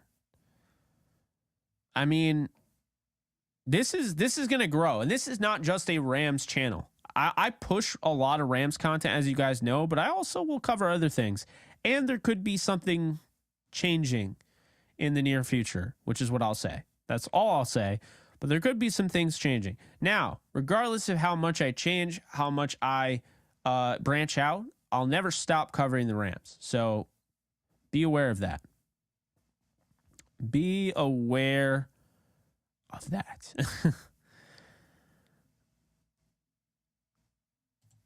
So I actually want to throw this out here. Good question. I don't know because I haven't watched the full draft. I'm taking it kind of slow. Going through like everybody at quarterback and running back so far. So I can't tell you exactly, but what I will say is I have an idea. All right, you guys ready for my idea? You guys might hate it, but I'm going to pitch it. If the Rams are doing a soft reboot, I think it'd be smart to get to the point where you have your quarterback of the future set up. And I'm not saying he's going to fall. And I'm not saying that the Rams are even going to have a chance at him. But if the Rams acquire a first-round pick and this guy falls into this selection, I'm taking him. I don't care. I'm taking him because I believe that having him behind Matthew Stafford is going to go a long way. And that is Anthony Richardson, who I believe if he pans out, if he gets coached up, if he develops, if he hits the ceiling that he has, Anthony Richardson will be the best quarterback in the NFL aside from Patrick Mahomes. If I'm looking at anything that's close to to Patrick Mahomes, Anthony Richardson is the first prospect where I'm like, he reminds me of Mahomes. He really does. I mean, he's faster, and obviously, he's not as, precision of a passer as Mahomes. I think Mahomes, the thing people forget is that even though he played in an air raid style offense and threw a lot of touchdowns, he didn't throw a lot of interceptions. Anthony Richardson, everyone brings up the whole, oh my God, he throws interceptions or his completion percentage. But when I watch Anthony Richardson, I see a guy who's raw. Okay. He's not as raw as everyone else says, though. He runs like he's Cam Newton. He's built to withstand the NFL, and he doesn't look to just run. He's going to try to throw the ball. He can layer it over and in between linebackers, certain defenders over the middle. He can throw deep down the field, whether it's a deep post or he's throwing that deep streak. He didn't play with a ton of talent at Florida. I'm just going to say it right now. His receivers did not jump off the page. He didn't play with anybody like Van Jefferson. So I think Anthony Richardson, with the coaching, I think this is something that would keep Sean McVay locked in. It would be a nice project there. And again, I'm not saying that Anthony Richardson, would have to start immediately because you have Stafford. I'm saying that you grab him, you have him develop behind Stafford. We don't know how long Matthew Stafford is going to play. Realistically speaking, we don't know. He could retire after the season. We have no idea. But Anthony Richardson, drafting him, I think makes sense because here's the thing. If you were going all in, if you weren't going to trade Jalen Ramsey, and instead right now you're trying to acquire Brian Burns, a Chase Young, a Montez Sweat, somebody like that, if that's what you're trying to do right now, if that is your mission, and you're trying to go all in, and you didn't get rid of Bobby Wagner, then yes, drafting Anthony Richardson would be stupid. It would be like when the Packers drafted, Jordan Love, even though when you look at Aaron Rodgers and that Packers team, they were in win now mode. Drafting Jordan Love keeps a first rounder off the field. And you could say the same about Anthony Richardson, but this is a soft reboot. At least this is how I see it. And so because this is a soft reboot, if Anthony Richardson fell into the Rams' grasp with whatever pick they got in the first round, assuming for Jalen Ramsey, I'd take him in a heartbeat. I really believe he'll be the best quarterback in the NFL outside of Patrick Mahomes. I'm not going to say he'll be better than Mahomes. Mahomes is playing at a level that I don't think we've ever seen anybody play at because he has all the tools and the guy that he just has this unbelievable arm, can work off any arm angle. He's the best quarterback in football. But Richardson, if everything pans out, I think Richardson will be the best quarterback in the league. Do I like Richardson as a prospect more than Trey Lance? Here's the interesting thing. I had a higher grade on Trey Lance. Trey Lance, in my opinion, I thought was probably the best quarterback that I've scouted in recent memory. Best quarterback since Patrick Mahomes. But Richardson, I think I like Richardson more. Because I think he has a better arm, he's faster. I think he's more built for the position. I think, don't get me wrong, I think Trey Lance can still be a hell of a player in this league. But I look at Anthony Richardson, and I'm like, if you're looking for the next Patrick Mahomes, he's the closest thing you're going to get. Like, and it might take him a little bit, but the thing that I see with Patrick Mahomes, the thing I see about Anthony Richardson is that his biggest concerns, his biggest cons as a player, they're fixable. It's all coaching. He gets to the NFL, it's going to be an upgrade from that Florida coaching. So, like I said, if the Rams have a chance at him, I'm picking him. That's my big, and it doesn't look like a lot of people hated that either. So say you get Anthony Richardson, then in the second round, you're looking at pick 36. Do you trade down? I think you do. You trade down and, you try to come up with something. I'm looking at like this giant spider that just came down from the ceiling. And yeah, it's very uncomfortable.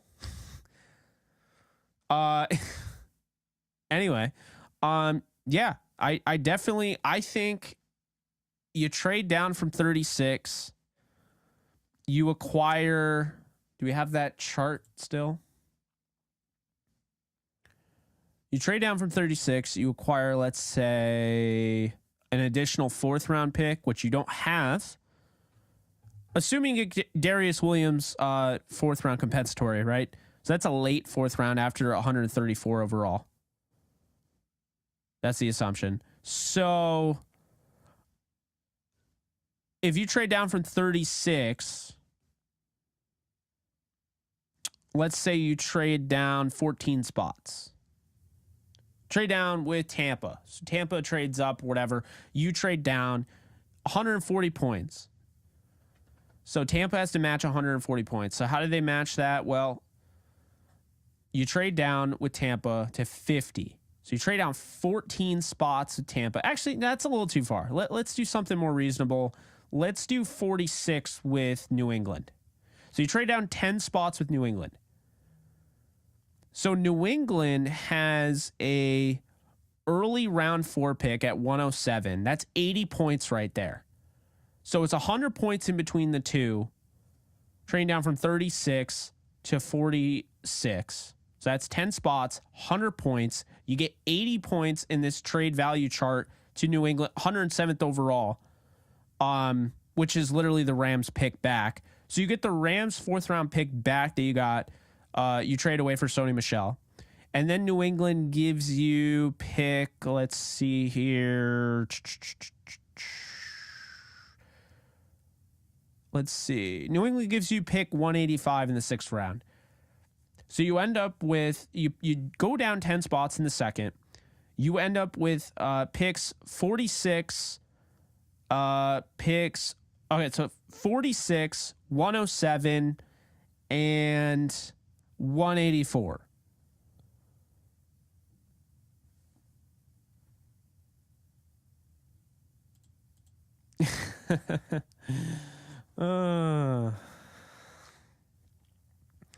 Yeah, you guys, it's, I don't know. I saw it. Oh, I still see it. It's, God, so gross.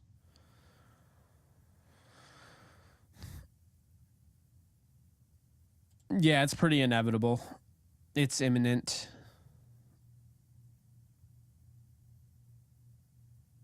I think Stetson makes sense, but that's later on. I'm saying if they have a chance to get their quarterback in the future, Anthony Richardson makes a lot of sense. HD, I would say he's a little bit of Patrick Mahomes. Would that be my comparison? I mean, I think to a degree. I think he's very similar to Patrick Mahomes. I would probably say his comparison right now for me, Patrick Mahomes and I'd say Patrick Mahomes and Cam Newton.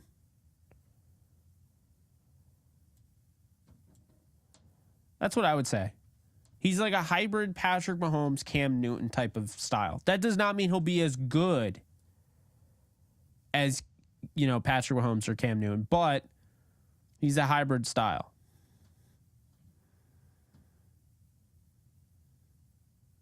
He's similar to Allen. He's very similar to Allen. I think, yeah, Allen's a good one as well. He's faster than him, though. I will say that.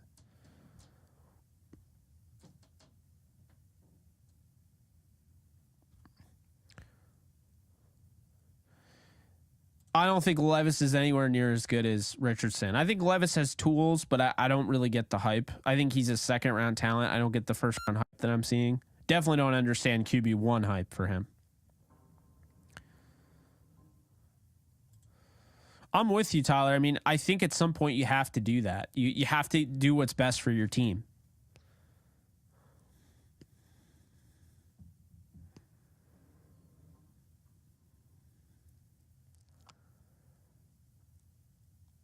Kroger brand Josh Allen.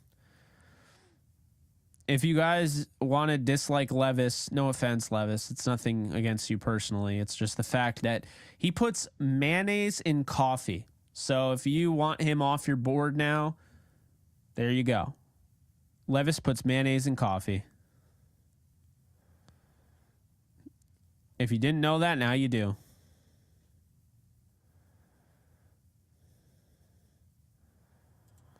Oh, I love Hendon Hooker. That would be my pick. Honestly, that would be my pick if Anthony Richardson isn't in play.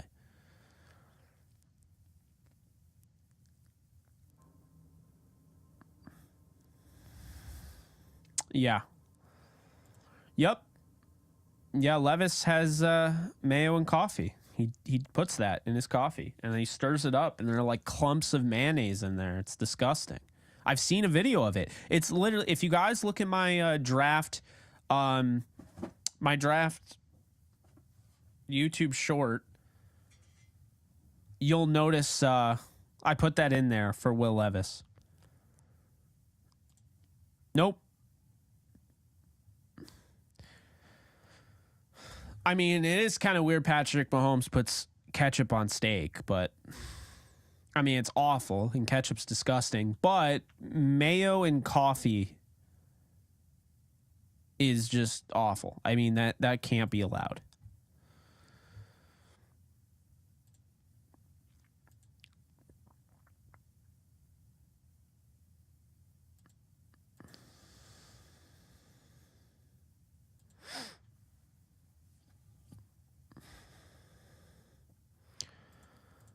Yeah, I agree.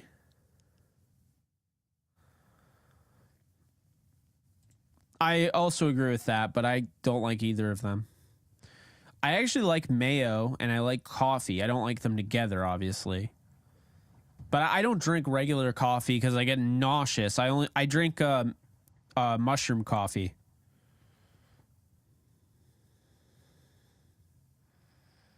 I tried to tell you.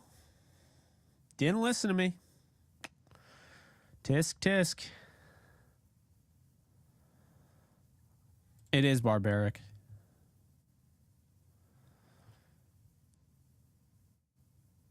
Man, the type of stuff that gets brought up on this show, it's really funny. Like Ultraman and mayo and coffee and ketchup on steak. I mean, I think Ultraman is like a Hall of Fame level topic for this show. We had a blast on that live stream.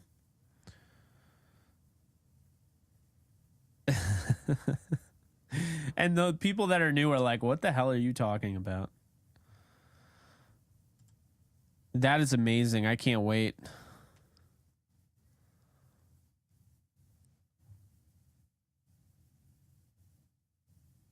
Well, that spider's gone, so it's probably somewhere on my desk. It'll probably crawl on my legs or something. Nah, the stream was great.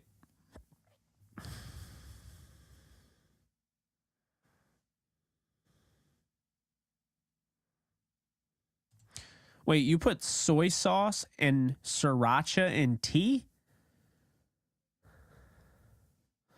We'll try to. We'll certainly try to. It's not easy. It is really not easy interviewing quarterbacks. Yeah, I still am back to this. Like, what do you...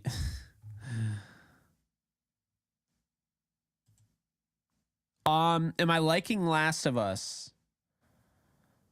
Yeah, I'm enjoying the show. I beat the game twice, so, you know, I'm a fan of the franchise, and I actually loved this past episode. I thought it was great.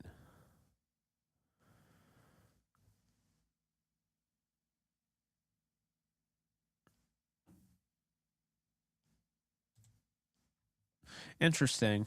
Yeah, I mean, we'll see if Allen ever wins a ring. That's going to be the big thing.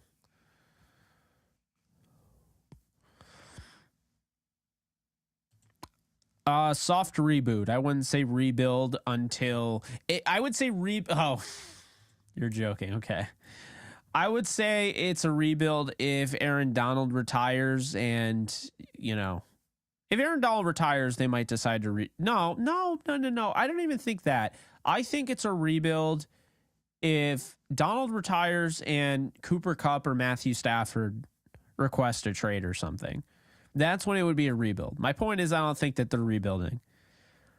I think they're soft rebooting, which allows them to rebuild on the side while still trying to stay competitive. That's what I think. But I mean, that tastes good though. Like fries on burgers, it's amazing. Have you ever had curly fries on burgers? Oh my God. Curly fries on a burger, egg. If you've ever had a fried egg on a burger, tastes amazing. I've had coleslaw on a burger, not bad. Mashed potatoes on a burger. Onion rings. Pickles. Buffalo. I've had a buffalo chicken burger before. That was cool. I've had a land, air, and sea burger before, which is or sea sandwich, I guess. It's a burger. It's a fish fillet, not Filet-O-Fish, like a real fish fillet. So it's a burger, a fish fillet, and grilled chicken. Land, air, and sea.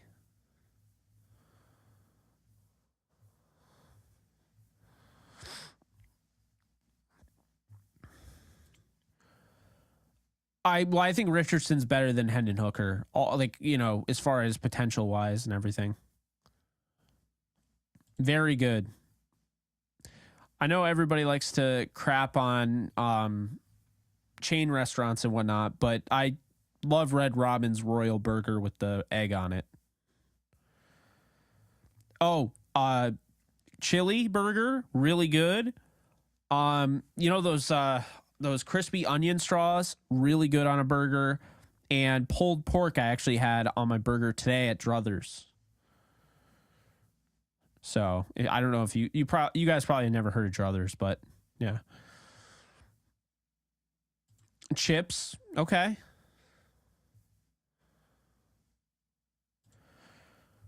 I mean, it's long overdue, but I don't think that they're ever going to do it. I mean, I don't know. I don't think they're going to do it. I don't think it'll go through. I'm starting to believe a little bit more in the 4th and 15 onside kick. I don't mind that.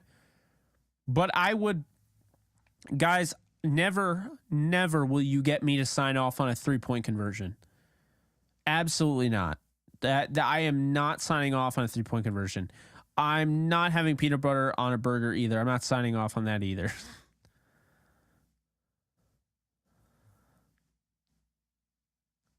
What a burger.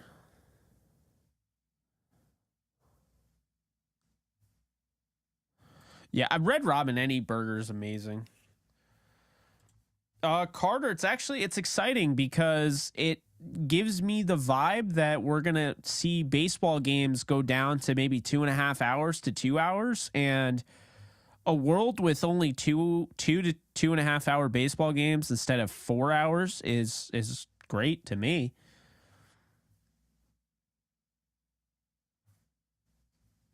I think so.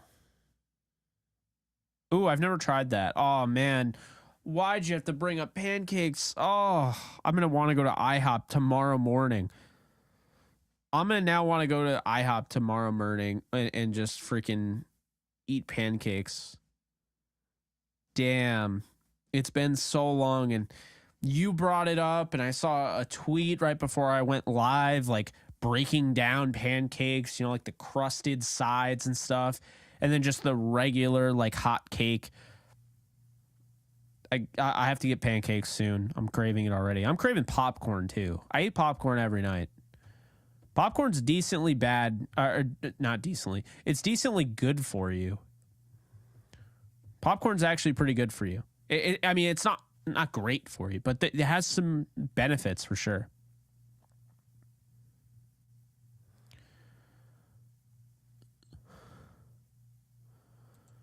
What do you mean?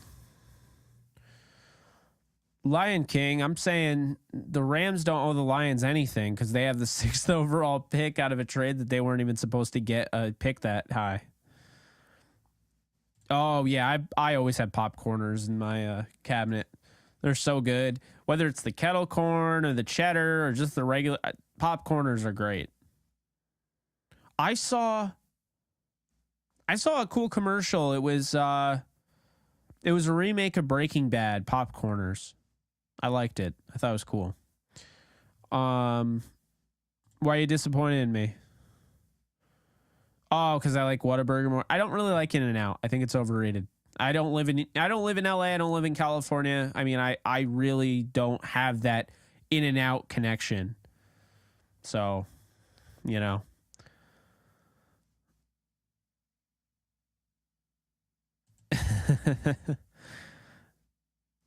Not a fan of kettle corn.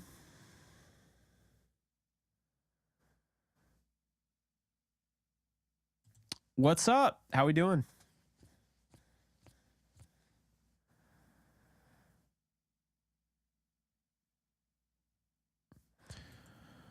I've already had In-N-Out before. I don't know. I prefer Five Guys. I really like Red Robin. I like Five Guys. I like Chili's. There used to be a place around here called Sutter's. It was like a local establishment, and that had some great burgers, but that's gone.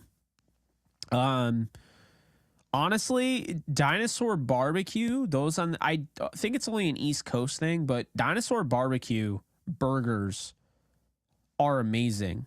Very underrated. I think if you guys have a Dinosaur Barbecue near you, and I know there's one right by the Rock, the Prudential Center. I can't even talk. The Prudential Center, the place the New Jersey Devils play. There's one right by there, Dinosaur Barbecue, but there's one like 20 minutes away from me, and the burgers there are great. They're really good. Shake Shack, all right. So you're probably gonna dislike me on this. I think Shake Shack's a little overrated. I like Shake Shack. Don't get me wrong, but I think it's overrated. Burger Fi has some of the best burgers I've ever tried. I mean, I was trying to have them sponsor DTR at one point, and they pulled out.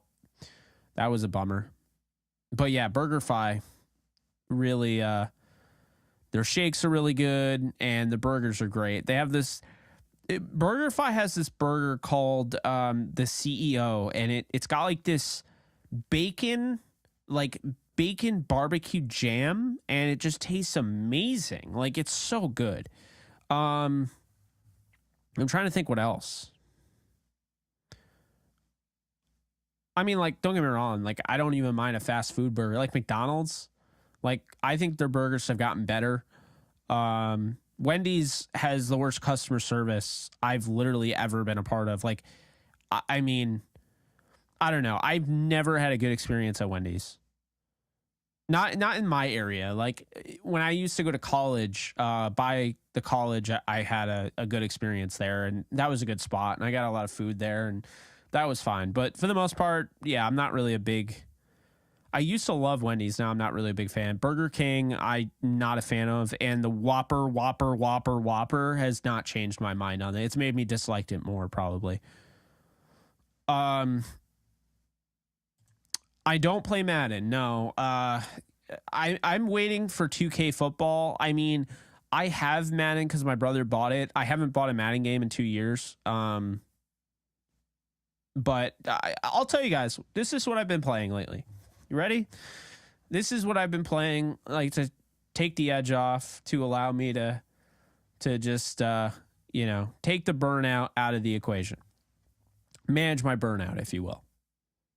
These are the games I've been playing. So, I've been playing Fire Emblem Engage, which is a tactical RPG.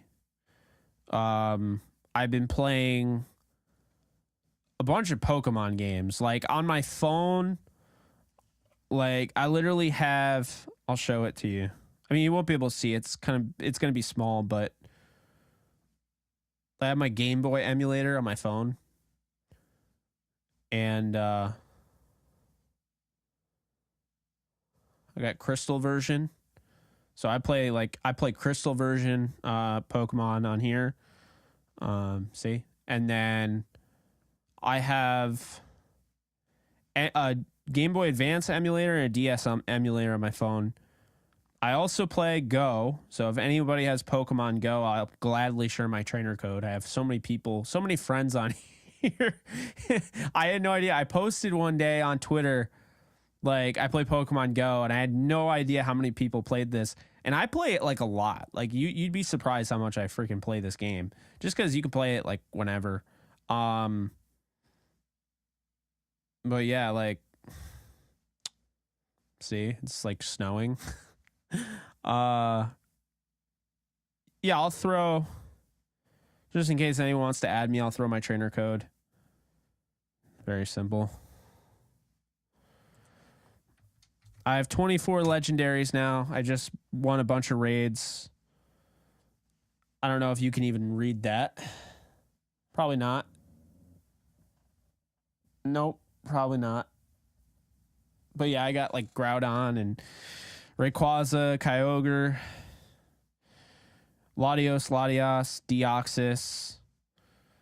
So yeah, I'll gladly do any raids if anybody does that.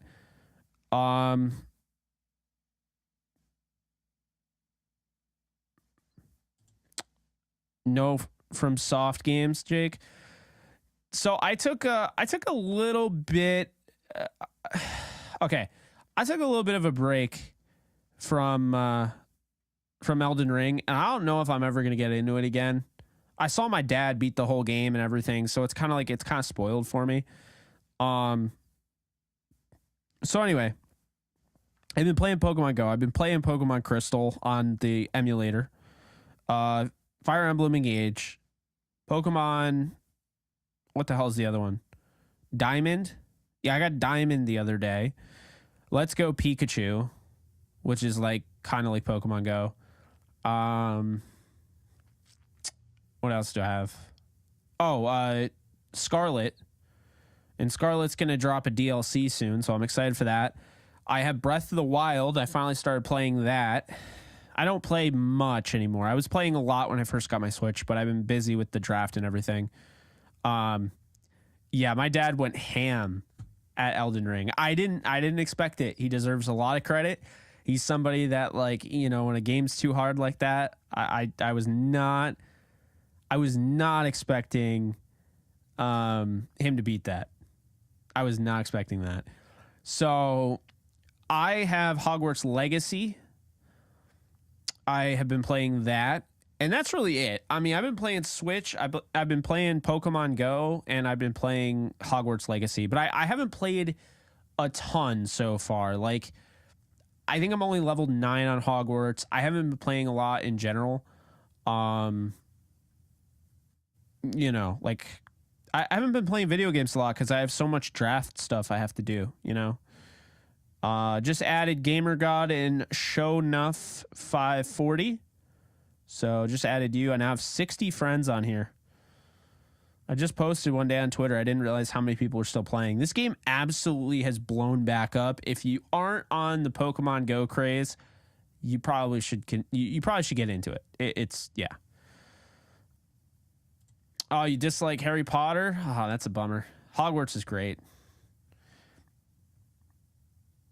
Favorite pizza place? Praviti in New York City. It's so right when you leave Grand Central Station in Manhattan, you like right after you come out of it, it's like a hole in a wall pizza shop, and it's called Praviti Pizza, and it's fantastic.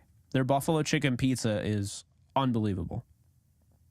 I love it. I now want it, but you know, big time. So what was I going to say? So yeah, I haven't been just gaming though. When I take some time away from like working, I've also been like, I watched all of OBX season 3, Outer Banks. I really, really love that show.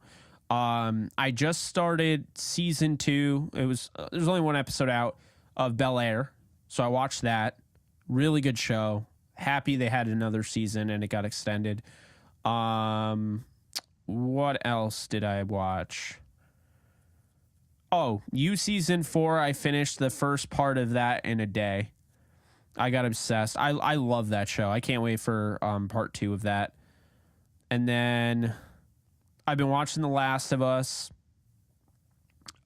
I actually started watching Pokemon again. I mean, I fell out of it recently, but I got to like season 3. I wanted to rewatch everything because apparently Ash became a Pokemon master and he's no longer going to be in the thing anymore. So I don't know.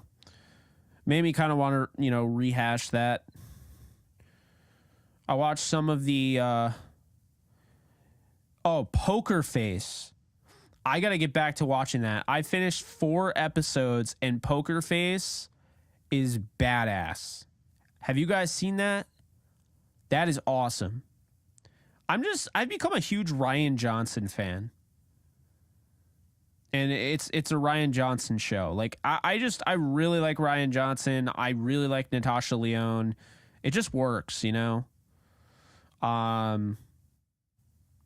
And then I saw with my mom the other day, I watched a few episodes of The Flight Attendant.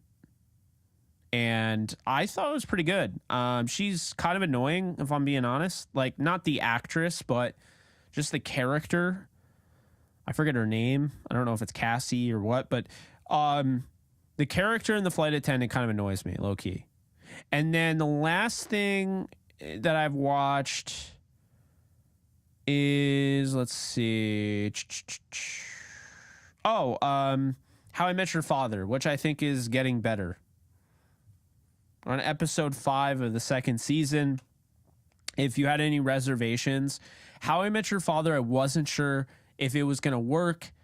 I didn't love it the first season. I thought it had some moments. It was okay. I liked adding Josh Peck. I'm a big fan of him.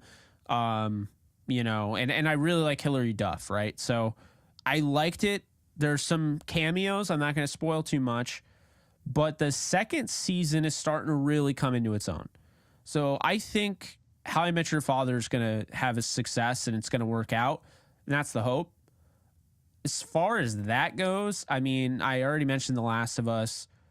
I got part 2 of season 4 of the You, which to me, I love You, but You has to finish. Like to me, You needs to be done at the end of this season. Like I don't see another season. I think it's ridiculous if Joe continues on this path. I just can't see another season. Not saying that there won't be, but it just feels like we're getting to the natural ending, the conclusion of this story. OBX is already confirmed for season 4, so I'm excited about that. But Mandalorian, I'll be watching that when it comes out on Wednesday. Someone mentioned, I think it was Kareem that mentioned it, if I'm not mistaken. Someone mentioned Mandalorian coming out Wednesday. Yeah, so How I Met Your Father, new episode comes out soon, as in like next couple hours. Mandalorian. And then what else do we got? I think I made a list, actually, if I'm not mistaken. I made a list on Twitter. We gotta have more than that. Let's see.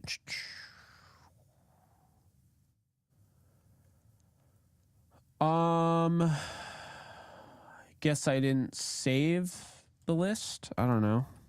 I normally have to bookmark stuff because I forget.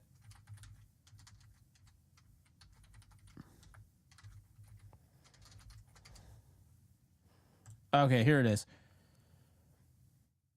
So, Yellow Jackets season 2 comes out March 26th.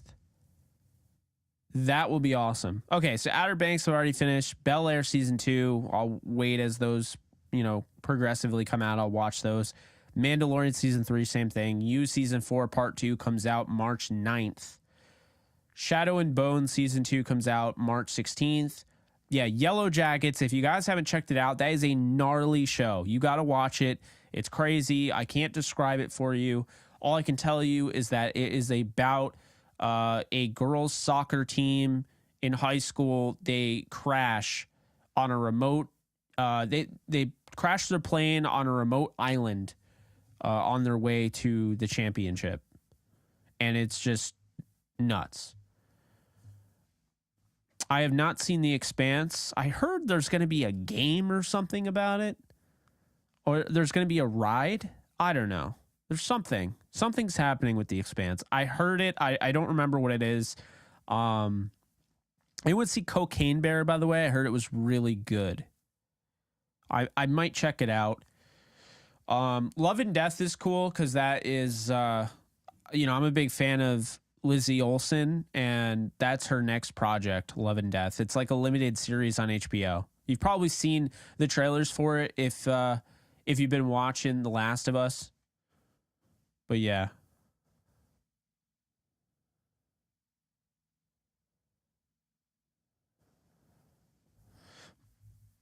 Yeah, I don't know what happened. I'm going to reset my computer and everything and do that. But, it was too late for me to do that because, I had already gone live. And by the time I realized that was what was happening, it was too late. I would have had to cancel it and go back out and everything.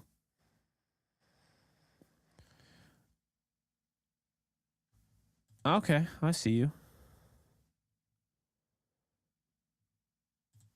It could have. Yeah, it definitely could have. Javon, if you're, thank you for donating, by the way. If you're Rams GM, what do you do to build a contender? I don't know if you guys like this, but I can actually tell you exactly what I'll do. Ready? If I'm trying to build a contender, and some people disagree. Some people say, you know what, we should be looking to build long term. I say you got Stafford, you got Donald, you got Kupp, you got Ramsey, you got Wagner. I would not have cut those guys. So what am I doing? I got negative $14 million in cap space. I'm the GM. What I say goes. All right, let's do this. We're going to restructure Cooper Kupp. It gets us to negative $3 million. Okay, so we're almost under the salary cap. We're going to restructure Aaron Donald, saves us about $6 million, along with Kupp's $10 million. We're at $2.4 million, in cap money, all that. Jalen Ramsey, restructure, $11.8 million saved, $14.2 million cap space. We're also going to restructure Leonard Floyd here, and that's going to save us about $6 million. So basically, what I'm saying is right now, you strike while the iron's hot. You have all of these guys. You have all of this talent. I'm not trying to blow it up yet. I'm not trying to do any soft reboot. I'm trying to figure this thing out. So I'm restructuring contracts. Allen Robinson, I'm going to keep him unrestructured because next year I can, cut him and it's not going to hurt as bad, but I'll probably keep him on the roster as it stands right now. Joseph Nopum, on the other hand, I'm probably going to try to trade, Or, I'll just keep him. So we're at about $20 million in cap space. I'm going to restructure Bobby Wagner, save about $4 million. So at $25 million in cap space. What can we do here? Brian Allen. We're going to cut Brian Allen. Actually, no, we're not. Nope, we're not. We're going to do nothing with Brian Allen. Okay. So right now, the way we have it with the cap space, we're at $25.2 million. So we're at 25.2. So let's see what we can do here. We can trade. We can try to trade somebody. We could, right? Got Wagner restructured. Wagner, Floyd, Ramsey, Donald, and Cup restructured. That's what we have so far. $25 million to play with. How do we want to do this? So we look at Noteboom. It's got $15 million cap hit. I don't know if you're going to be able to trade him. That's my one concern here. I don't know if you're going to be able to trade him. So let's look at this. You got 1 second. Okay. So Joseph Noteboom is at a 15.5 million. And if we release him, it's only going to save us 2.5 million. If we release him after the fact, it's going to save us 8.5. So we'll break up the years a little bit. It'll be a little painful. There's some dead cap there. You could trade him. I don't know if anybody's going to trade for him coming off a torn Achilles. I'll trade him post June 1st. Let's just say we get a trade done. It happens. We save $13.5 million. So that's what we're going to do right now. We're going to save $13.5 million. That's where we're at.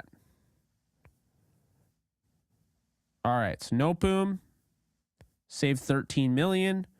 We're at $38.2 million. Noteboom has been traded. We restructured all of the top dogs.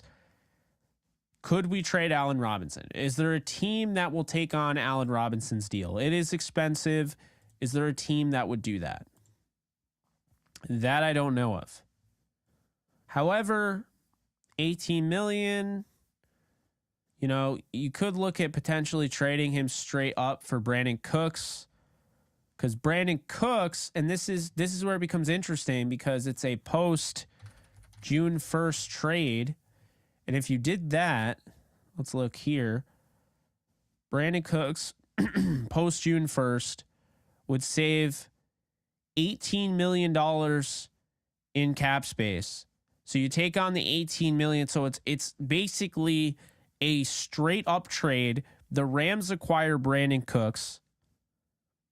In conclusion, the Rams acquire Brandon Cooks in a trade for Allen Robinson, and we'll throw him a late round pick. Okay. And this is post June 1st. So that pick won't take into effect until 2024. So now you have Brandon Cooks traded for Allen Robinson. You traded away Noteboom. You restructured Wagner, Floyd, Ramsey, Donald, Cup. Got $38 million to play with. Is there anything else we're going to try to do? We're going to try and move Brian Allen. So that's going to be our next course of action. We want to get, right now, I think the big thing is staying healthy. Allen has shown that he has just struggled to do that in his career. So I can't really count on him. So right now, what we're going to do is, since I'm the GM and what I say goes in this case, this is just hypothetical, not even hypothetical. This is just what I would do because this was the question. So you look at Allen, you trade him, saves you about $5 million. There's only $800 million in dead, or 800K in dead cap. So I am going to trade Brian Allen, save about $5.4 million. And that is going to be pretty awesome, if you really think about it. So, only 800K left, essentially, from Brian Allen. So now you have $43 million to play with, right? All right. So what are we going to do here? We got Stafford. We can't really restructure him until next year. Robinson's been traded for Cooks. We'll make that trade now. Damn it.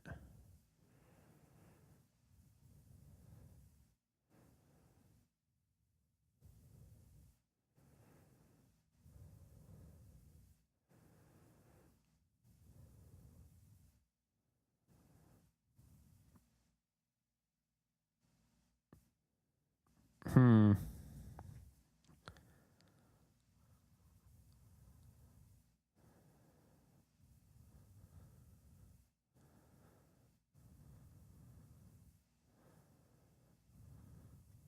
Okay, so anyway, this whole thing's bugging out right now. It's hard to do it on an iPad. I don't know why. Oh, anyway, we're at $48 million. We got $48 million to play with. Havenstein's not going anywhere. I'm gonna keep Higbee. We're trying to win. We're trying to be a contender. That was the question. So how do you make a contender? Okay. So we got our guys, right? What is Brian Allen doing there?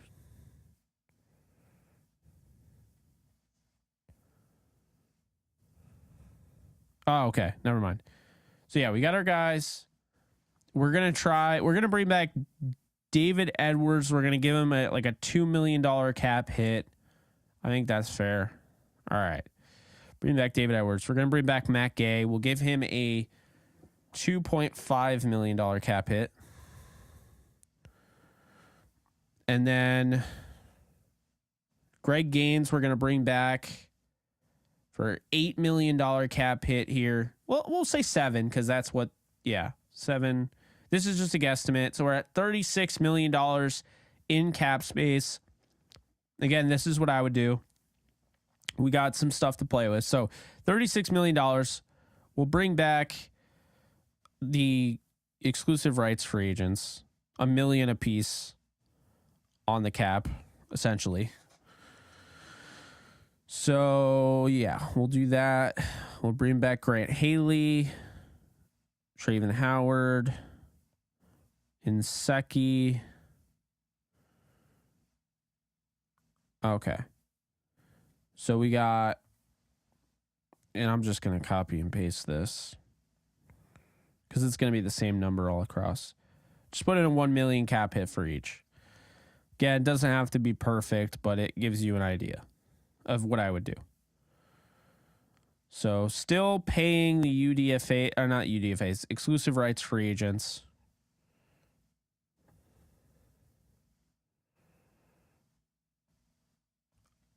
All right, so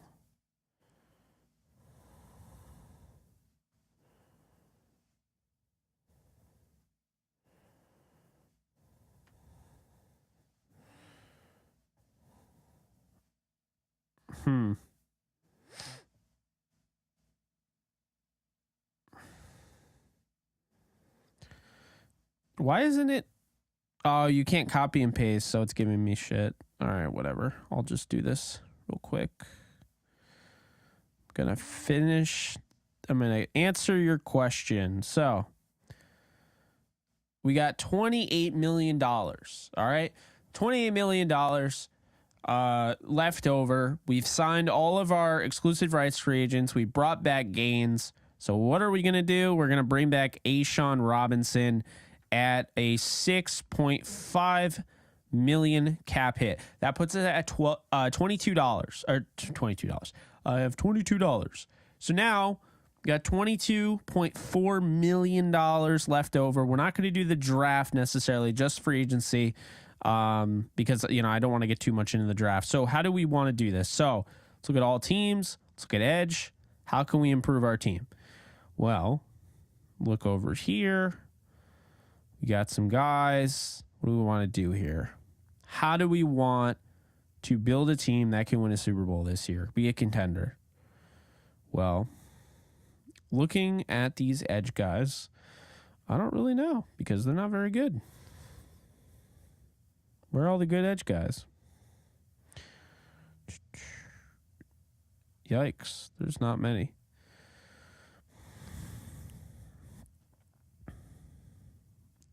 I'm trying. Where are all the good edge defenders? What the hell?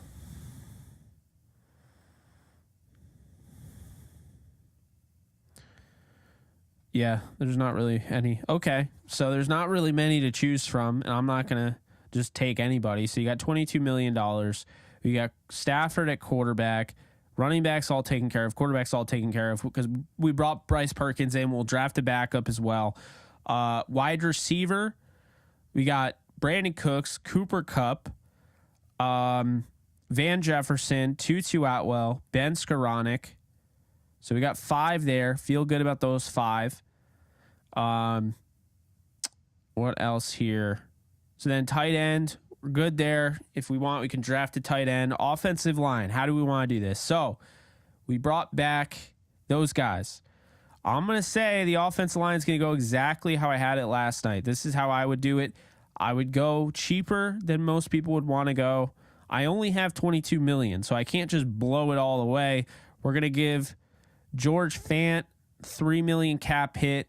That gives us $19 million. He can compete for the left tackle job. We sent Noteboom away. It'll be him. It'll be Alec Jackson going at it. So you have that there. All right. So we have those guys under contract. Then at guard, you can go and you can sign maybe a Reisner here. We can go inside a Saffold. But I'm going to stick with Nate Herbig here. So going to go with Nate Herbig. We'll do 2.5 mil, 16 million. About that left. So this is what we can do. So we have about 16.9 million. We got our defensive line stacked because we got Ashawn, we got Gaines back. Feeling good about our receiver room because we traded Allen Robinson for Brandon Cooks. Got a good running back room, got a good quarterbacks. Tight ends are all set. Offensive line is good, but we traded Brian Allen away. So what I'm going to do in this circumstance is I am going to have Coleman Shelton start at center, but I'm going to draft a center, whether that be John Michael Schmitz in the draft, whether that be Jarrett Patterson or, Mauk, who we just interviewed. That'll be our center. So we have that taken care of. Offensive line's good. We have enough depth there. Defensive line, we got, Aaron Donald, Ashawn Robinson, Greg Gaines, Copeland's back. You got Bobby Brown, plenty of depth at defensive line. So then edge, we're going to go with probably a BJ Ojulari or somebody like that in the second round. So we'll probably draft an edge. We'll keep edge the way it is. There's not really much in this class that I really want to bother with. So then linebacker, we kept Bobby Wagner, right? We restructured him. So Bobby Wagner's intact. Ernest Jones is intact. Maybe you draft a linebacker in the mid rounds. And then corner, this is where it gets interesting. I got $16.9 million, okay? I got Jalen Ramsey, and I got Jacoby Durant. I got Darion Kendrick, and I have Robert Rochelle. I need another corner, and I'm not just going to count on drafting one. So let's look at what they have at the cornerback position. So what I'm going to do here is I'm going to look through. You got Marcus Peters. There's some guys. Don't get me wrong. But, I'm looking.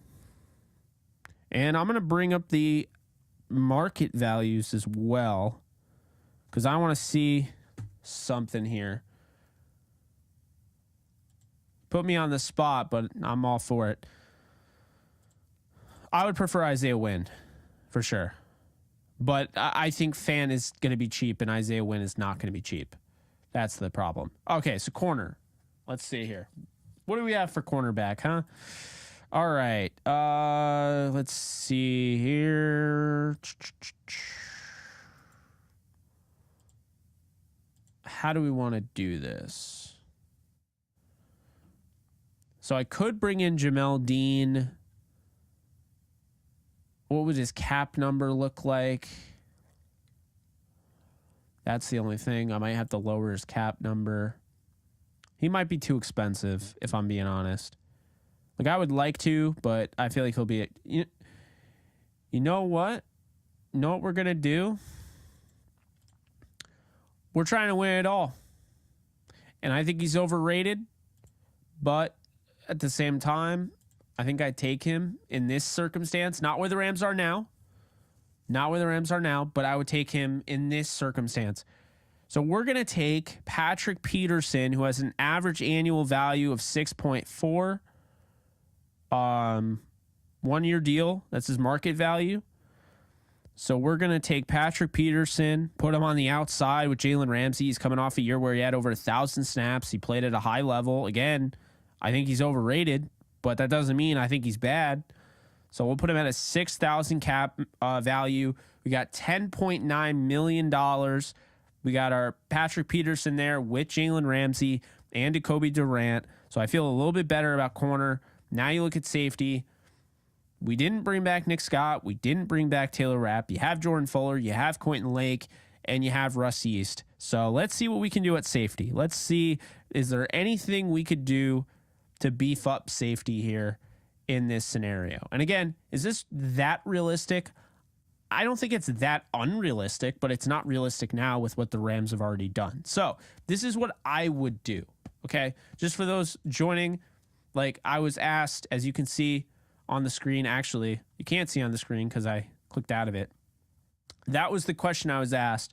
So I'm trying to answer that. There's still people in here, so appreciate that. Anyway, let's look. So we got $10.9 million left. We still got to stay under this cap. $14 million, Jesse Bates, not going to do it. Okay, he's going to be too expensive. Poyer's going to be too expensive. I'm not signing Jimmy Ward if my life depended on it. I don't want him to be a Ram. Terrell Edmonds from the Pittsburgh Steelers, 5.4. That's an intriguing option. I think he got a little bit better. Nasir Adderley, for whatever reason, no one's talking about the 25-year-old. He's going to be a free agent. Unrestricted from the Chargers. Does he stay in LA? An 8.7 average annual salary? That's certainly a possibility. What about Julian Love? This is a guy I like a lot. 7.9. So we got 8.7, 7.9 for Love, and we got Nasir Adderley. What about Ryan Neal for Seattle? I think Ryan Neal is very interesting. I would not mind bringing him in. I'm going to bring in Ryan Neal. That's what I'm going to do. I'm going to bring in Ryan Neal, kind of a pseudo linebacker. That's what I'm going to do. So Ryan Neal, you bring him in, you get some depth there. He can be a pseudo safety linebacker. And now 2.4 cap. I have 8.5 remaining to do whatever I want. And I'm going to hang on to that. I'm going to use the rest of that on the draft, stay under the cap, and that is my team. So, does that make them a contender? Well, you be the judge, okay? I'm going to list off my team, and I'm going to put the poll.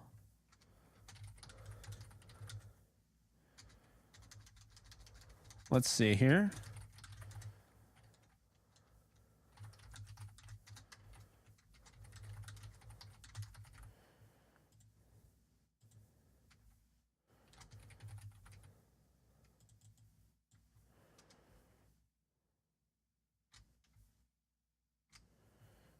Oh, is it only yes and no polls? All right, anyway. We'll do... My team makes the playoffs. I'm not even going to say that.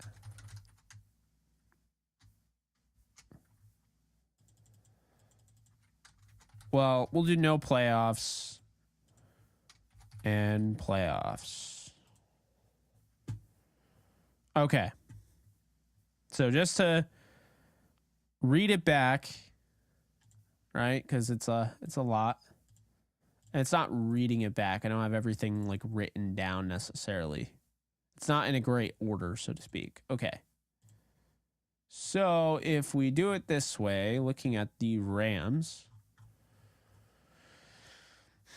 quarterback Matthew Stafford, quarterback Bryce Perkins, draft pick, running back Cam Akers, Kyron Williams, Ronnie Rivers, draft pick. Wide receiver Brandon Cooks, Cooper Kupp, Ben Skoranek, Van Jefferson, Tutu Atwell, Lance McCutcheon, Austin Trammell, Jacob Harris, JJ Koski. Maybe a draft pick, but probably not. Offensive line, we traded Noteboom away. So, offensive line, George Fant. We traded Brian Allen away. So, George Fant, AJ Arcuri, Alaric Jackson, Rob Havenstein, Logan Bruss, Chandler Brewer, Zach Thomas, Coleman Shelton, Tremaine Ankrum, and we added Nate Herbig as well to add some depth. And then let's see here. Offensive line. Or sorry, we did that. So defensive, our tight ends, we got Tyler Higbee, Bryson Hopkins, Jared Pinkney, maybe drafting a tight end. Defense, I would have Ashawn Robinson, Greg Gaines, Aaron Donald, Marquise Copeland, Bobby Brown, Jonah Williams, Ernest Brown, Laurel Murchison. Got Leonard Floyd, Daniel Hardy, and have Michael Hoyt, Keir Thomas, and a draft pick, probably a second-round draft pick on the edge. Inside linebacker, you got Ernest Jones, Bobby Wagner, Traven Howard, Christian Roseboom, Jake Gervais, and Jake Hummel. At corner, I did not bring Troy Hill back. Jalen Ramsey, Patrick Peterson, Jacoby Durant, Grant Haley, Darion Kendrick, Sean Jolly, and Robert Rochelle. And then safety, I got Jordan Fuller, Russ East, Quentin Lake, and Ryan Neal. Does this team make the playoffs or miss the playoffs? That is the question. Be sure to hit the poll. Also, be sure to hit the thumbs up. Like this stream if you haven't already. And definitely hit the subscribe button if you haven't already. We're starting to really move up the rungs here. Getting closer. Not quite there. Almost halfway to 18K. So we're getting there.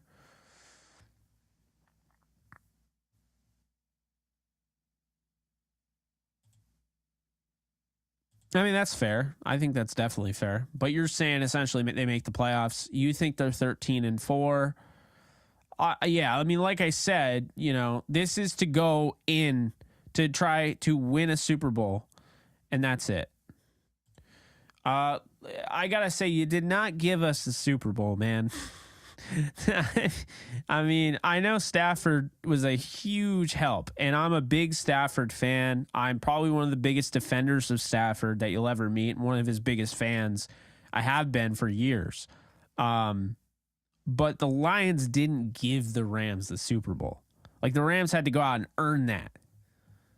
Like, that's ridiculous. But I think you're kidding, so I'm not gonna go too hard on you.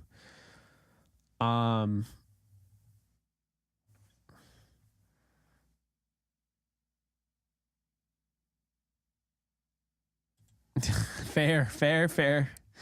That's definitely fair.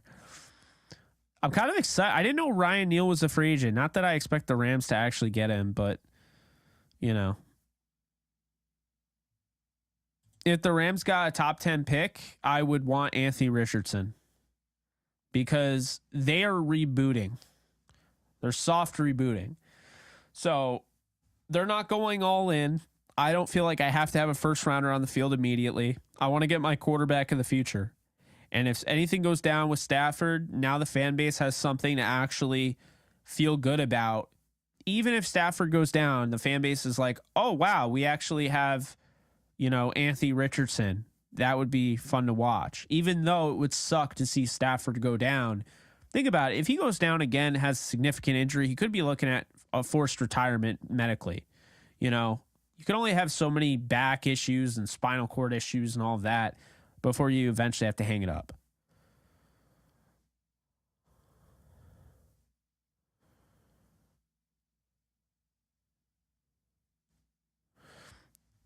If you combined all 14, yeah, I was confused by that.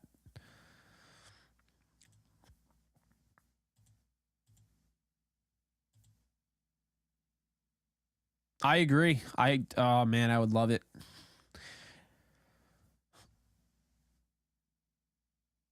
Yeah, if there's nobody behind him, then yeah, I mean, you're probably in that. I mean, let's be honest here. Everyone wants to just dog on the Rams and how this season went, and this is, I think, is what bothers me the most. Is that when you look, man, the Chiefs game. You look at the Chiefs game. The Rams were in that game. They were able to turn over Patrick Mahomes late in that game. Defense kept them in it. They were fantastic in that game despite an anemic offense. I think the Rams beat what ended up being the Super Bowl champions if they had Stafford. If they had Stafford in Kansas City, they win that game. I saw it. I mean, I just watched the game pretty recently, like today. And, I don't know. I think Stafford wins that game, but that's my thoughts. Yeah, I mean, why not? If it doesn't work out, you can always switch to Mike LaFleur. I don't mind that.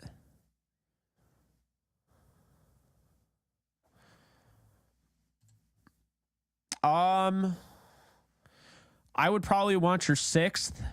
All right, so I would probably trade the Lions. I mean, I still want your 2 firsts, but I'm willing to be fair. Yeah, I'm willing to be fair. I'll trade with the Lions if it's the 6th and the 58th. That's what I would do. I would settle for not 2 first-round picks if it was the 6th and the 58th overall.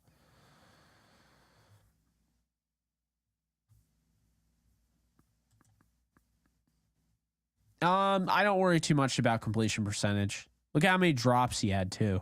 Think about that. I mean, he didn't play around a lot of talent. Not in my opinion, anyway.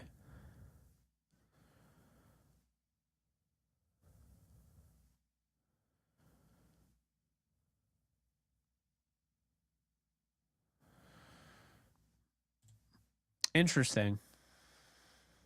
Yeah, it'd be cool to get our pick back. That'd be pretty nice. And it's like, I mean, the Lions still win because they'd be getting Jalen Ramsey. So, you know, you would be turning you'd be turning their pick into Jalen Ramsey. I don't know. That definitely doesn't sound.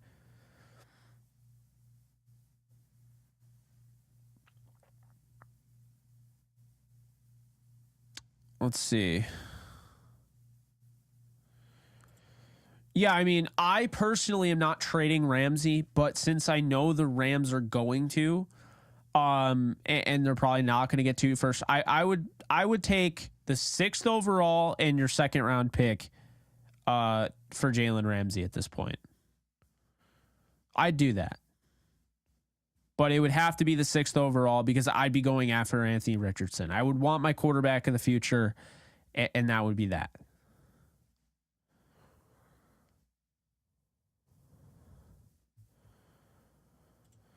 I haven't gotten into it yet. I saw a little bit of Porter.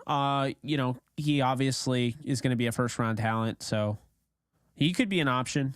But, yeah, I haven't gotten into it yet, unfortunately, like the cornerbacks. They might, but in this case, I mean, you know, I'm trading him. So in my scenario, I was trading him for Brandon Cooks, and you do that post June 1st, and you have a deal, you know, where it's not going to kill your cap, and because if you do it pre June 1st, it's going to kill your cap. But if you do it post June 1st, is not going to kill your cap, and yeah, I think that's the best course of action. I don't know. We'll see. Free agency starts relatively soon. I want to say probably 10 days from now. When does NFL free agency start? March 15th. So not 10 days from now. March 15th. Anyway, I am going to call it a night. It's been real. It's been a lot of fun talking with you guys. Be sure to hit the subscribe button if you're new here and you haven't already. We do this a lot, so if this is something that you're into, I go live a lot. It's another 2.5 hour stream. This is somehow longer than yesterday, and it's now past midnight, so I am going to get to work on some draft stuff, try to get that, then I'm going to go to bed, but I will see you guys soon. You guys take care, and yeah, I'll be back tomorrow, so later, folks. You ever get those ridiculous social media scams where people pretend to be somebody you're friends with and tell you can make a lot of money? I know I do. It's why I'm very excited to partner with today's sponsor, Aura. Aura is an easy-to-use app that essentially packages a bunch of services to stay safe online all in one. Aura protects you from scammers and hackers. They scan the web for all sorts of data leaks and alert you as soon as they find anything. Aura is like the offensive line for a quarterback, consistently offering you protection from suspicious and malicious activity. They have a VPN built in that keeps your browsing history and personal information safe and encrypted. They'll even alert you if someone's trying to open up a credit card or a loan in your name. Did I mention they protect all your devices from viruses, malware, spyware, and any other things so the bad guys can't break in? Aura can even manage what your kids do on their devices. You can set limits and restrict them from specific apps. They have a password manager as well, so you don't have to rely on an outdated Rolodex or that sticky note that's been on your desk forever. There are apps that do all of these things, but there isn't one that tackles everything the way Aura does, which is why I say Aura is a 5-man offensive line and you're the quarterback. So head on over to aura.com/JKB. You can find it in the description and start your free trial today.